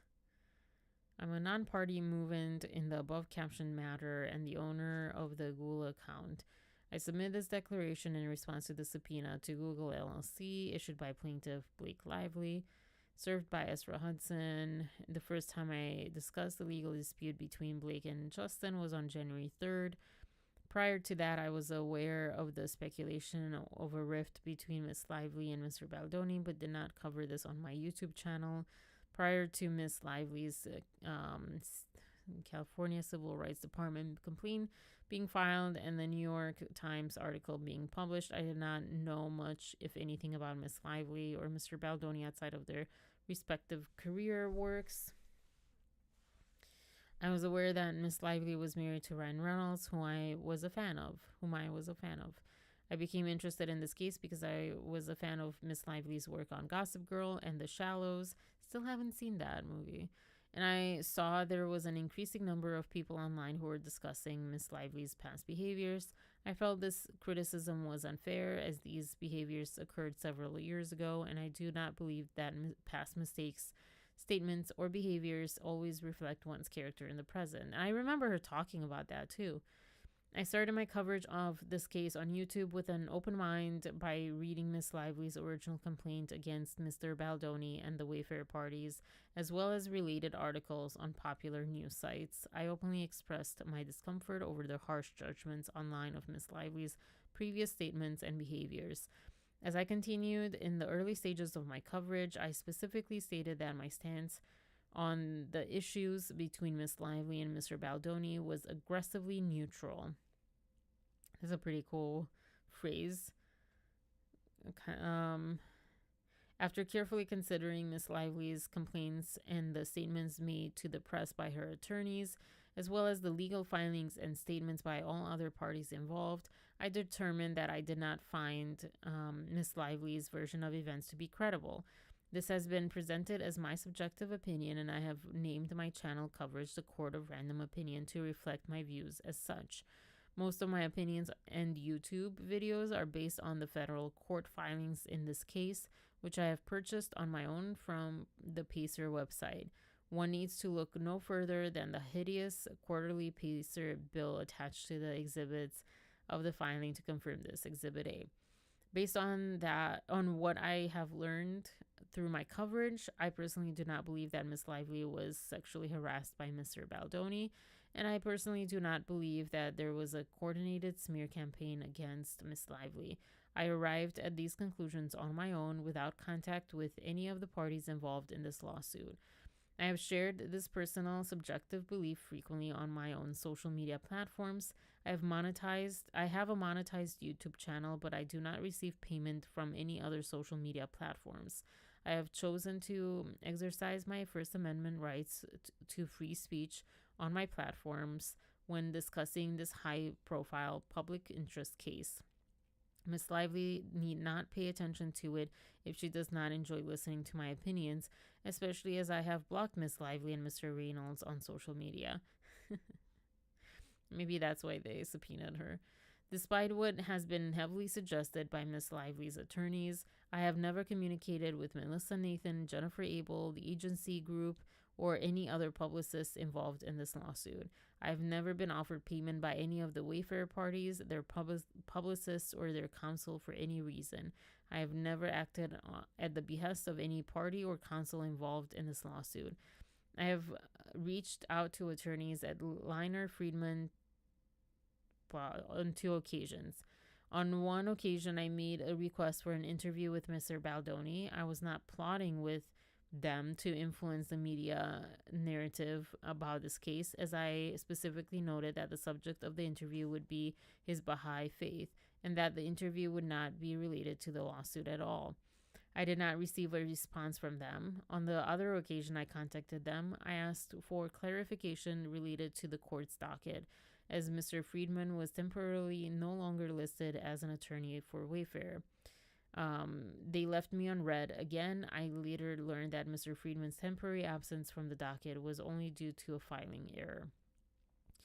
I would prefer not to disclose these one-sided communications to them, as my relative inexperience in journalism at the time led me to proceed like an utter dork. I love this is like in the official court filing. It did not even occur to me that I should contact the publicist rather than an attorney with these requests.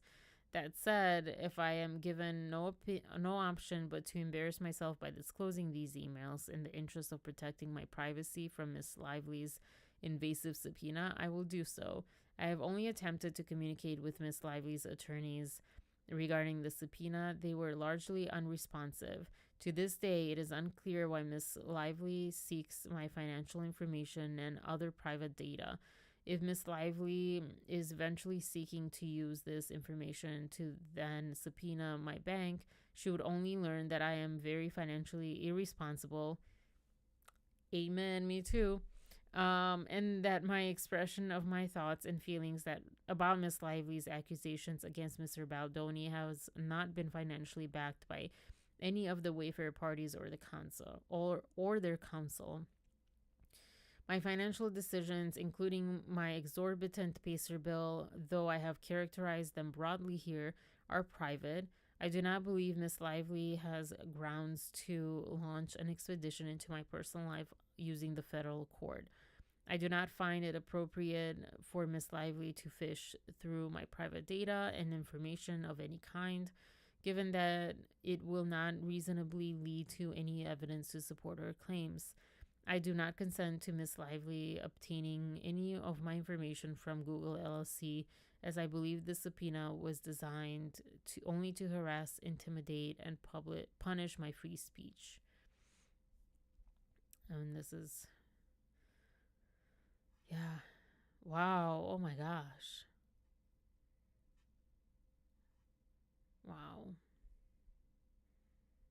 yeah, that's a lot.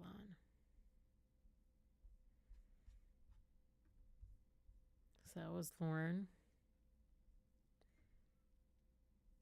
The motion is granted in part and denied in part. Although redaction of a non-party's address is proper, there is no cause for sealing of the entire document. Lively is directed to refile the document with the address redacted. The clerk of court is respectfully directed to seal docket number 440. And this is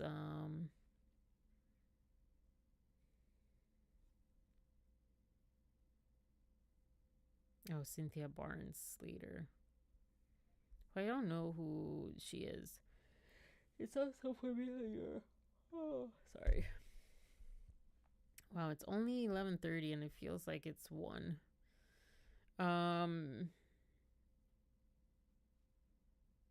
This is Lauren's long. Oh my gosh.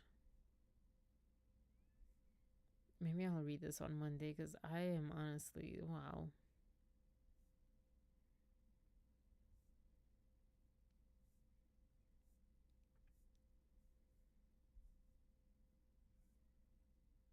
That's pretty cool.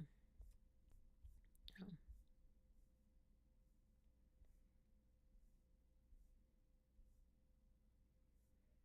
This is kind of like, who did this first?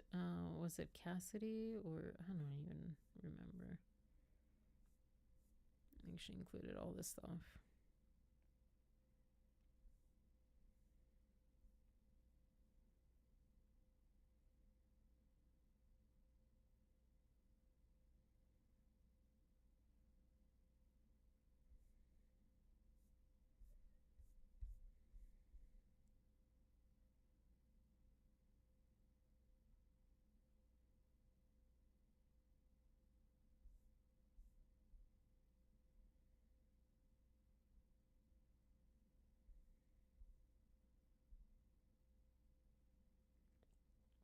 Miss Lively brings claims against the Wayfair parties in part on the basis that they engaged in a digital media smear campaign by planting negative stories about her in the press after she reported SH on the film It Ends With Us.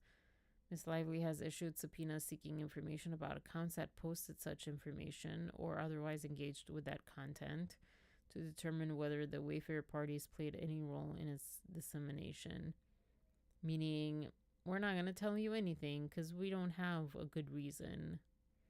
Because she had said, sorry, I wasn't reading because I'm like, is this, she was saying, why me? Why was my account chosen? I did not cover this lawsuit until the official court documents came out. Again, like, this is another place of, did you do your homework? No, they didn't. Because I remember also how Lauren was really fair and just kind of how she talks now about, everyone on the internet. Like, she doesn't have bad things to say. And for her to have, I saw like this switch pretty much in the summer, I feel like. I think what, May maybe, where she was just like done. It just kind of like, we all had that moment where it's like, oh well, maybe what Blake is saying is true. Maybe, I'll leave that door open. And then it was just, we all had that moment where it's like, no, that door has closed officially. Like, this just to me proves or shows or whatever that door should be closed. And Lauren had her own moment in that, but yeah, she was that definitely remember she was a fan of Ryan, and I was like, why is everyone a fan of Ryan? Um, so yeah. Um,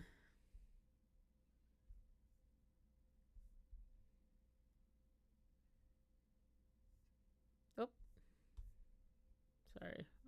Of course, I have to go all the way back. Um, Interesting. Yeah. So there were so many. I know. Oh my gosh. I feel like more and more I am wanting to be a spectator.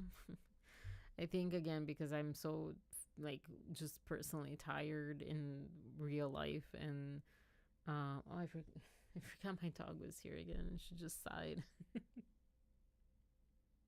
She's having such a good nap or sleep. Um and partially just because it's a lot. It's a lot in my. Oh, she just got up. I was going to take a picture of you.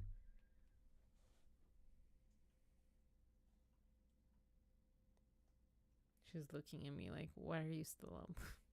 But it's actually quite early. Um, but I think, yeah, my ADHD or whatever, my lack of discipline, whatever it is, I'm like, this has been one of the longest I've been, you know, stuck on a topic for such a long period of time. I don't have hobbies that have lasted this long. Besides like vlogging, but yeah, vlogging was always like something new, something different that I was talking about. So I've never been so dedicated to a topic, and I feel like I just in the recent month, less than a month, or maybe now a month, I've just found it very difficult to like read these things and be interested, even though it's like interesting. Like that thing with, I mean, this thing with the content creators, so fascinating, so interesting. I should be interested in it. The thing with the editor, like that's also interesting. But maybe I just need a vacation. I don't know. It's that summer vacation that Europeans take where it's like you're out of commission in the summer, basically.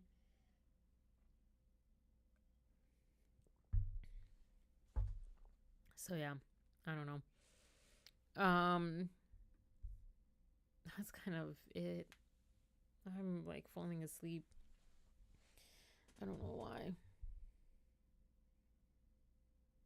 I don't feel like I have anything super interesting today.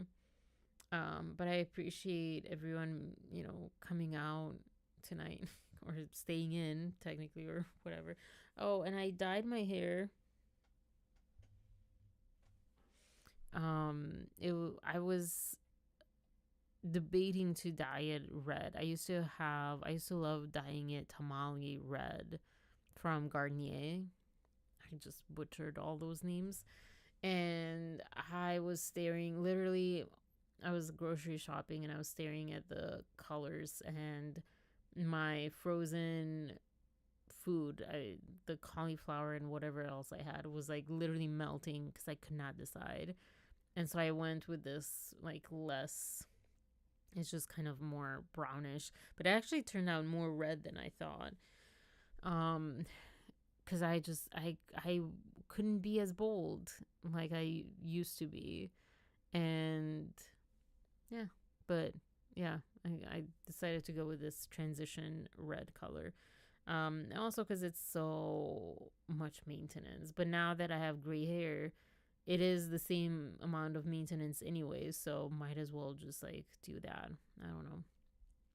But yeah.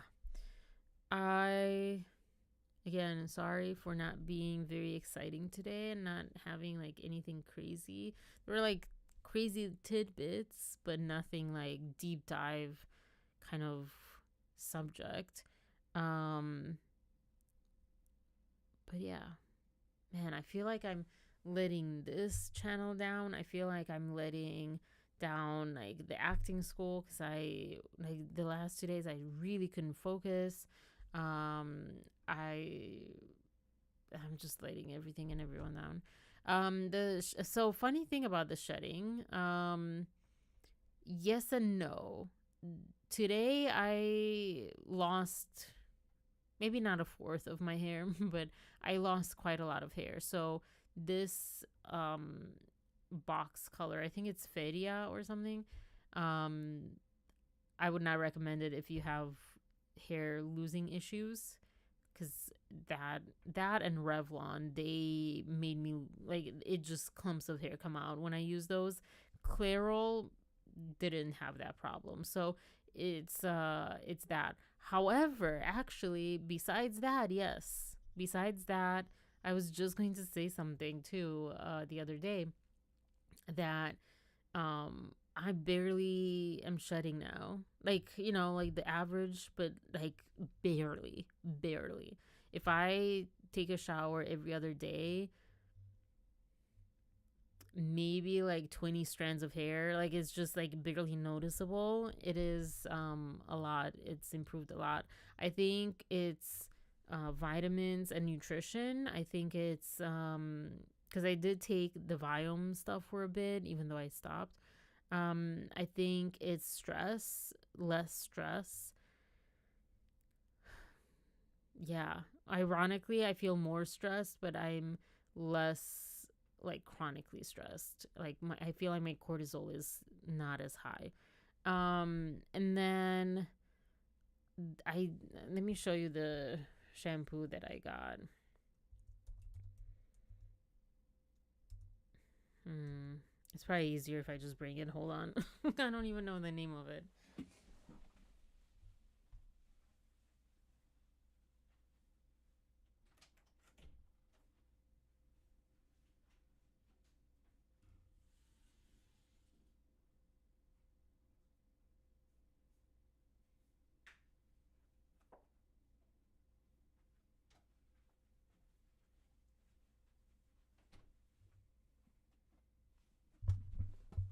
Oh boy.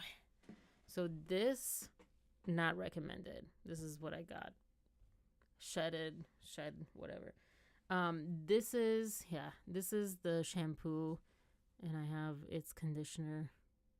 Um, I love this scent as well. It smells so nice, like so gentle. I don't really like the conditioner that much because it's volumizing and shine. Um, I feel like it's not nourishing enough though, but it does give you shine for sure. Um, and yeah, but I love the scent. So, um, from the same line, is it Attitude? Sorry, Attitude Natural Care is the line. It's from I got it from gosh, Fresh Time. Oh, what do you think about Brian Koberger not giving the family closure for or reason why he did it? He confused to say anything. Wait, who is that? Who's what family?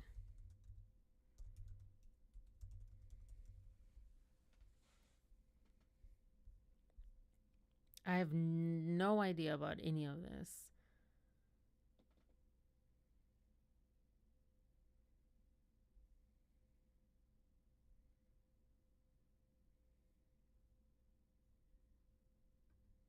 I don't even know where to start, what like article to start with. Um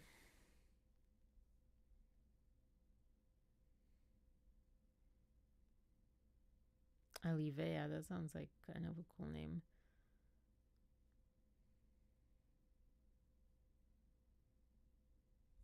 Sorry, I could also share this and take Blake Lively out. Yeah, I don't know any of this. Like, this is, fun fact about me. I don't follow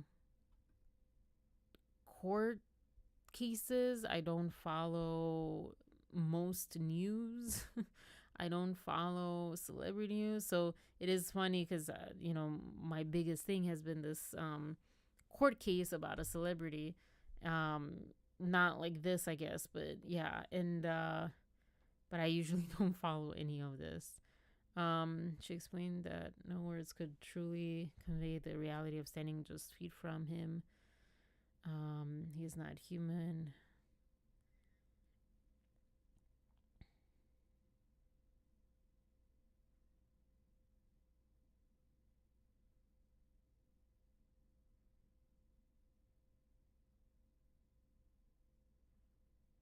I feel like that's interesting. I think.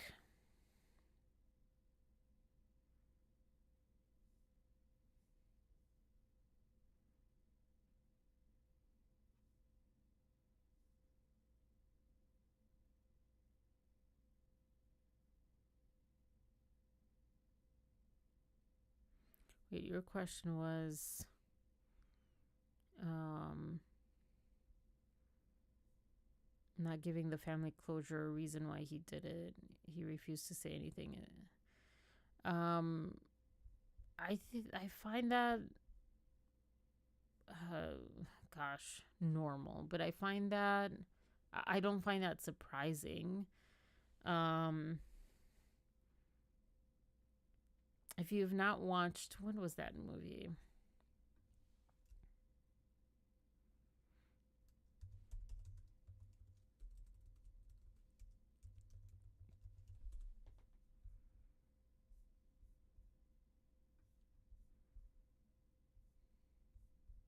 Oh my gosh, Google, you're making my life harder right now. Um,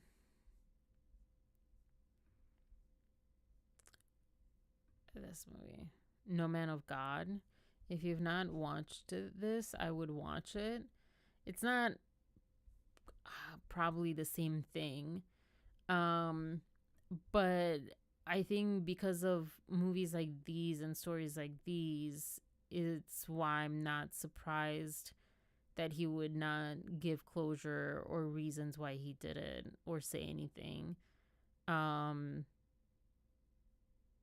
yeah, I would watch this. If you're wondering that and you haven't watched this movie, that might give you some clues. And also to what you're saying, that he's not human, he's a monster. Um, I mean, technically, he is human. He's just a different human than most humans. Yeah. The, how did they meet, or how did he come in contact with this victim?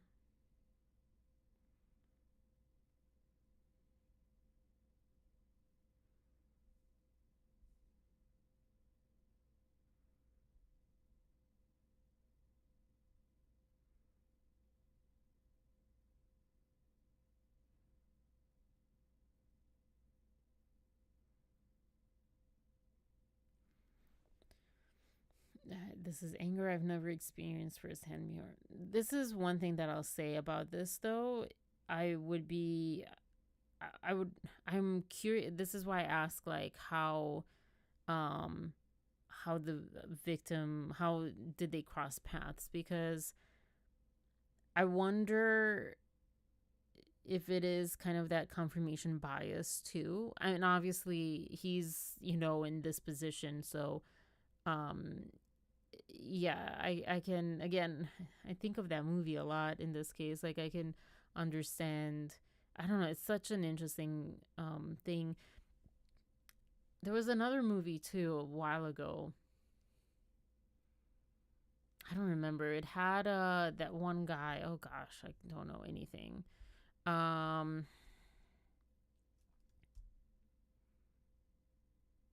I don't even know the guy's name. But anyways, there's this guy who was an author or journalist or something, and he or psychologist, and he went into jails. And I don't remember anything about the movie. I don't remember. The guy was that one actor that has glasses and white hair. I know that narrow. I mean, it does narrow it down a bit, but um, can't think of his name at all.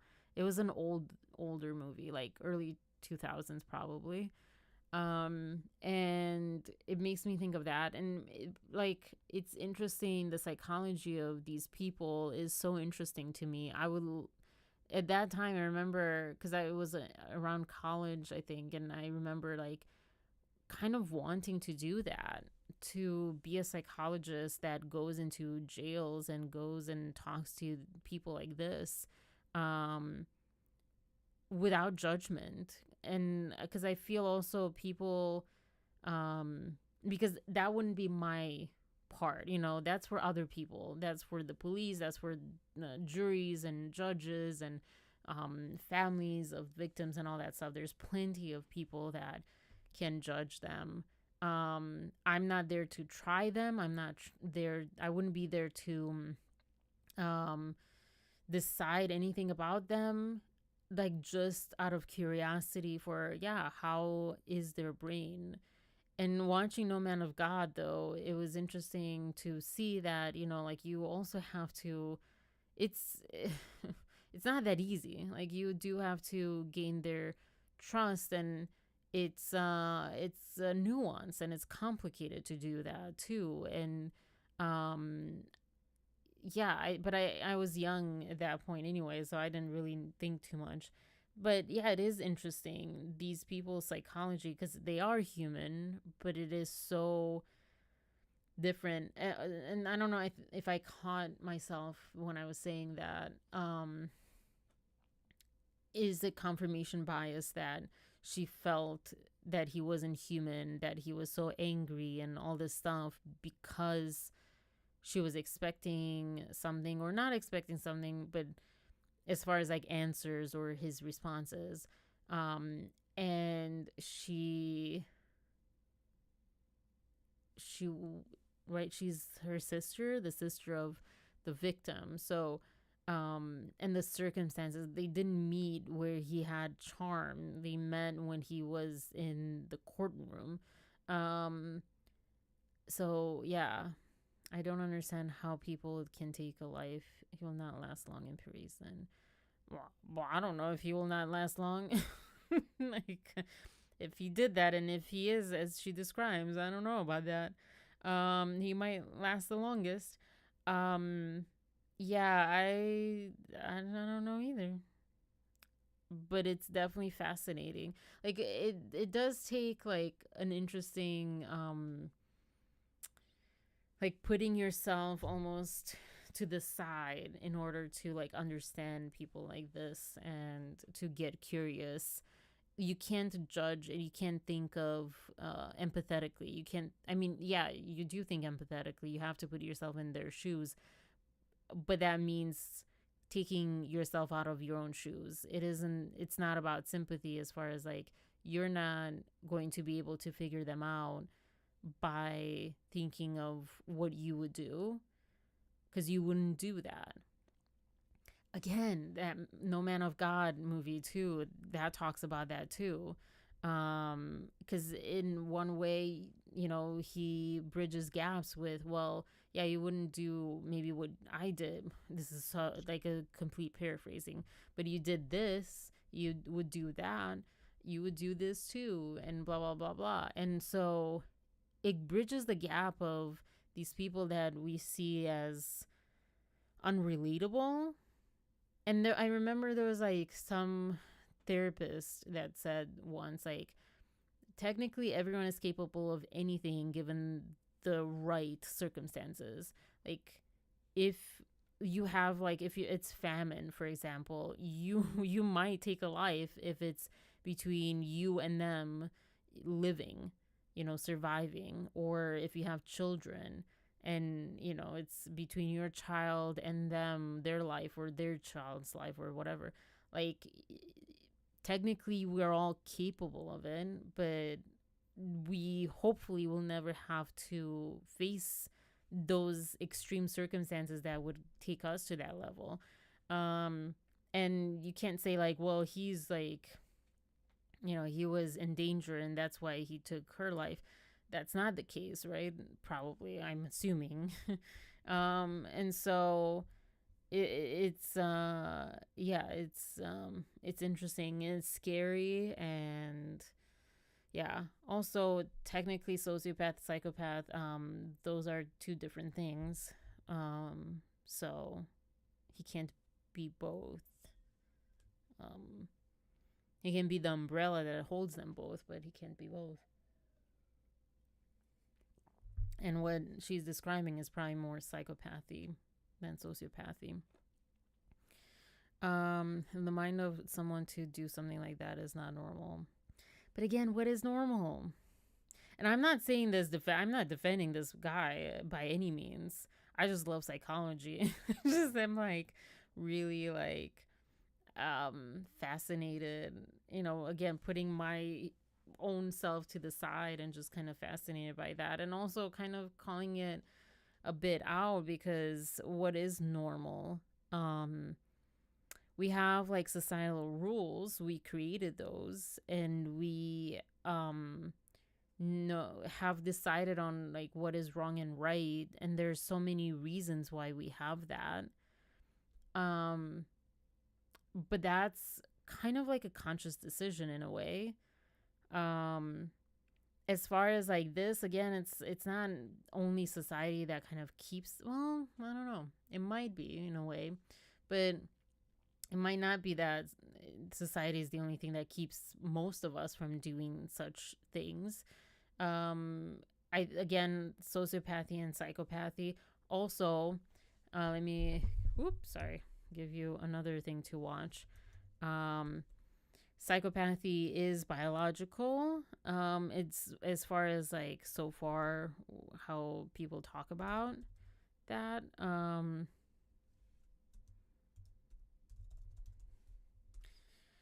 Like, just a brain structure differentiation, and sociopathy is not.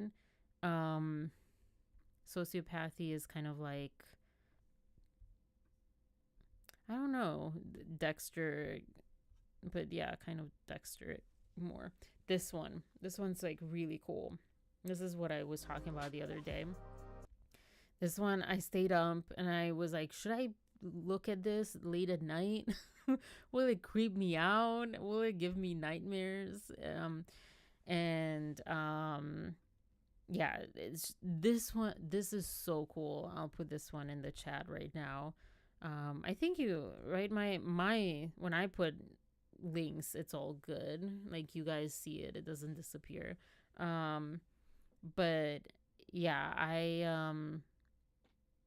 this is just like really, really cool.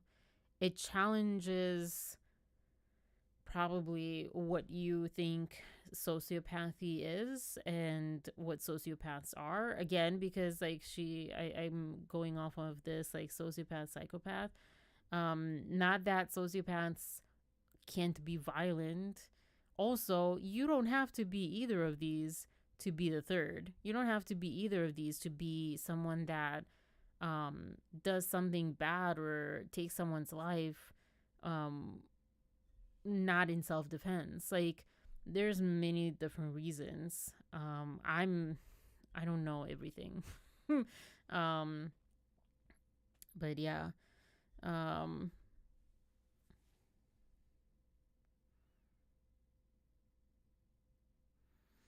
I don't, this is interesting. Okay, so let me read this. So this is Alivea. I don't know if I'm pronouncing her name. Blistering impact statement on Wednesday. I won't stand her. I won't stand here. Who wrote this? I won't stand here and give you what you want. I won't give you tears instead.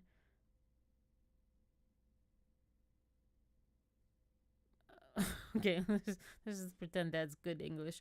I will call you what you are: sociopath, psychopath, murderer. The truth is, you're basic.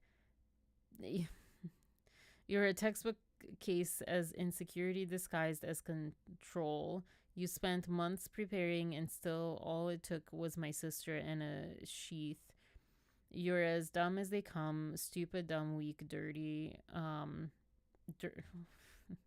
Olivia continued before she then hit him with the very same questions that he posed in a survey on Reddit as part of his criminology degree at the Sales University. That is a horrible name for a university. That sounds like a SNL university. She went on to blast his past and all his failings, including unanswered questions at the Idaho murder case.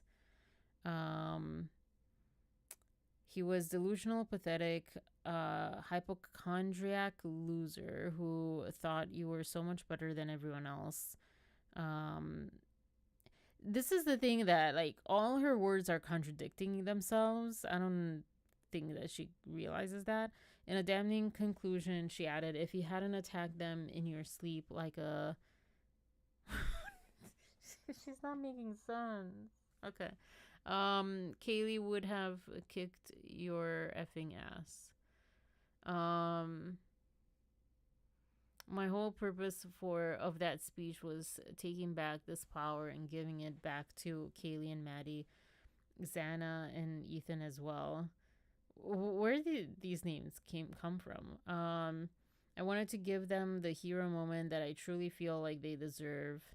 For me, it was about taking back that control from him, getting under his skin as best as I psychologically could with my limited understanding of what he is. I don't think you got under his skin. I don't think you got under his skin at all. If that's like true, what you called him. It was all genuine. It was all incredibly true. Everything I did say was accurate to who he is and who they were.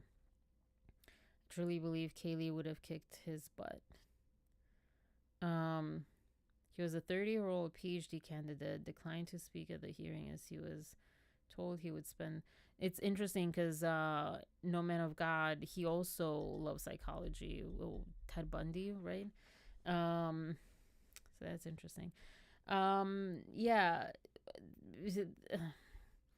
I mean, she's emotional, so she's not going to make much sense because none of this really makes sense. And I think this is an example too of you need to not, speak from a sympathetic place of what would hit you, what would hurt you, because I think that's what she is trying to.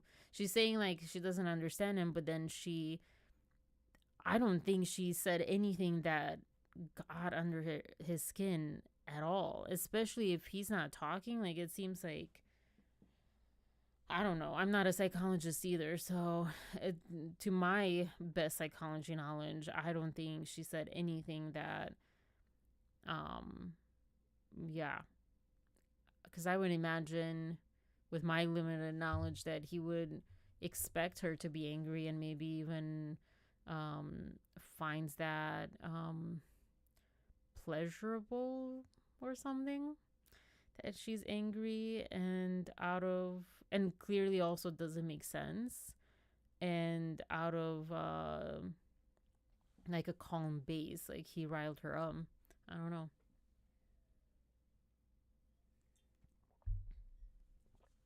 He would have made some expression if it got to him. Yeah. And you're saying that he didn't have an expression. I mean, people can also mask, but yeah, that's so interesting. Maybe I'll look into this more, but this is like, I actually tend to stay away from this stuff because it does give me fear, and then I could end up not leaving my house and not interacting with anyone because I'm like, oh my gosh, what if they turn up to be this person? Because also a lot of the times you don't see them coming. I don't know. Again, like I said, I don't know anything about him, but there's like other instances where people like him or similar to this can be so charismatic, and you don't know that they are capable of this, and you really can be fooled because um that's what she's like, I just stared at him, and like I could, like my whole body told me to run. But if it was a different circumstance, she might not have gotten that signal. It's not that simple. And actually that I forget her name, Patrick Gain, Kanye, I don't know. But she talks about this, like, people want to fear or to get these answers about psychopaths or sociopaths, like, oh well, if you label this person this way, and if they have these particular symptoms or these particular predispositions or whatever, like our minds just want to be safe, so they're trying to find patterns. But patterns can be very deceiving, and people can also control appearances. So yeah, she talks about that kind of thing in here.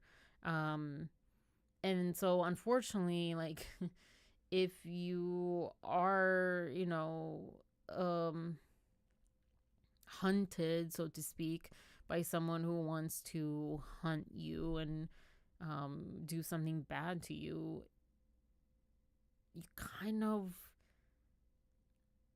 won't know it, you know to an extent. It's or like, it's not 100% that you'll know it. There's nothing that you can learn or do or whatever to prevent someone manipulating you at the end of the day. And that's the scary part. And yeah, she was venting everything she was feeling in that moment. Yeah, yeah. It was for her, and it was for the memory of the people that she mentioned, her sister, and so forth. So in that sense, it helped. It just, I don't think it was for him. I don't think it moved him. He posted a picture with a creepy smile and a thumbs up on Instagram after he did that. Yeah, yeah. I think you will enjoy No Man of God. A lot of this, I don't know, just like kind of brings up that movie. I think you would enjoy it a lot. Um, yeah. I mean, it's weird to say enjoy it, but like, it was interesting. And kind of like I said about the Trump movie too, like, just go in trying to just shut your brain off and not have expectations. Really let the movie speak to you what it speaks, because it takes you on a journey, and it's just fascinating what you can learn from it. As far as like human beings and humanity and stuff, it's like really cool. So, yay! Like, I don't know if I should have said yay after, but I don't know if it will actually do good. But yeah, I was so hesitant in watching that movie. Like I said, I tried to steer clear of anything around like psychopathy and like, or sociopathy or whatever. And yeah, I don't like, or crime in general. I don't like my brain thinking of that, because then I won't leave my house.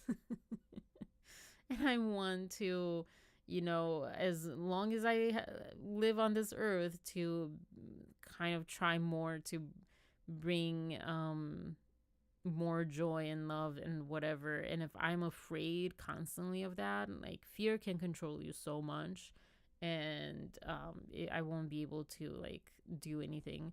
But it is so fascinating at the same time. So yeah, I'm glad that I did watch that movie in the end, and maybe it is also, passing it on. It's a good thing that I watched it in that sense.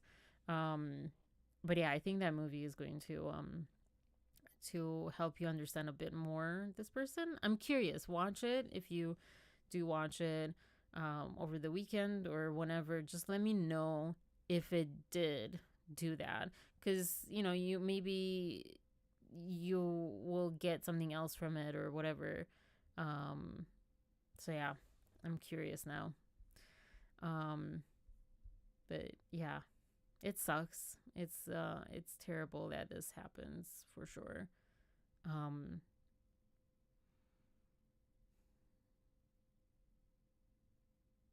yeah, I mean, yeah, there's nothing redeeming about. It's interesting. Luke Kirby talks about portraying Ted Bundy in that movie, and talking about him in the interviews, being asked, obviously, like, did you learn something new about him? Did you humanize him or whatever? Basically, did you empathize with him? Did you like get in his mind? And he's like, I never want to make any excuses for him or to humanize him, to make him anything but a monster. But at the same time, he did. I don't know. It's interesting. I'll stop there. Um, I think it just it also like matters what people want to see, and if you're like curious about psychology in people's brains, and it technically is humanizing, understanding humans. Um, but I think he was talking more about like romanticizing. I think he even said romanticizing. Same thing with what's his name, Penn Badgley and his character in You. The same thing, like this like romanticizing of these characters that are not good people, that do really bad things, like the ultimate bad things that we would deem as ultimately bad in our societies. Um, and yet people are drawn to them. They're drawn to these coverages or movies about them and all this stuff. And I mean, in the case of You, people, I think, were drawn sexually to the character. Um, and it's interesting. I don't know. I think it's, yeah, it's interesting. But yeah. Um, I'm glad you did ask that. I did not know about it. Don't I don't mean to like say that, like, don't ask about things like this. I actually love that I learned something new and learned about some other thing that happened in the world. Um he posted a oh, I did read that. So, yeah. Yeah. Oh gosh. Craziness. That sucks. Well, on that note, let's all go to sleep now, because after reading that this guy just went and unalive these people in their sleep. So what a perfect note to end this on. I'm going to go watch some Schitt's Creek and try to redirect my brain from that thought. Um, and pet my dog. Yeah, ground myself. Like, okay, right now I am safe. You never know, but like, yeah, I'll check my doors, all that stuff. Um, good night, Maria. Thank you. Thank you for that question. Thank you for introducing me to that. Um, let me know how the movie went. And then thank you, the rest of you guys. Thank you for dropping by. And no, I do mean thank you. I meant that like honestly. I know like I'm scared now, and I'm like, you know, yeah, but I do enjoy learning. Like it's that thing that you probably feel like it's fascinating, but like scary, things that scare you, but they're also like fascinating. Yeah.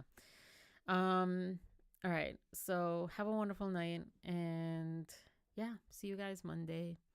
Have a great weekend. Bye. Why is Bleak Lively on here? Oh my gosh, can't get away from her. Oh, goodness. Peace, loving compassion, and empathy. After that, kind of weird to say, but yeah. Hiccup. Bye.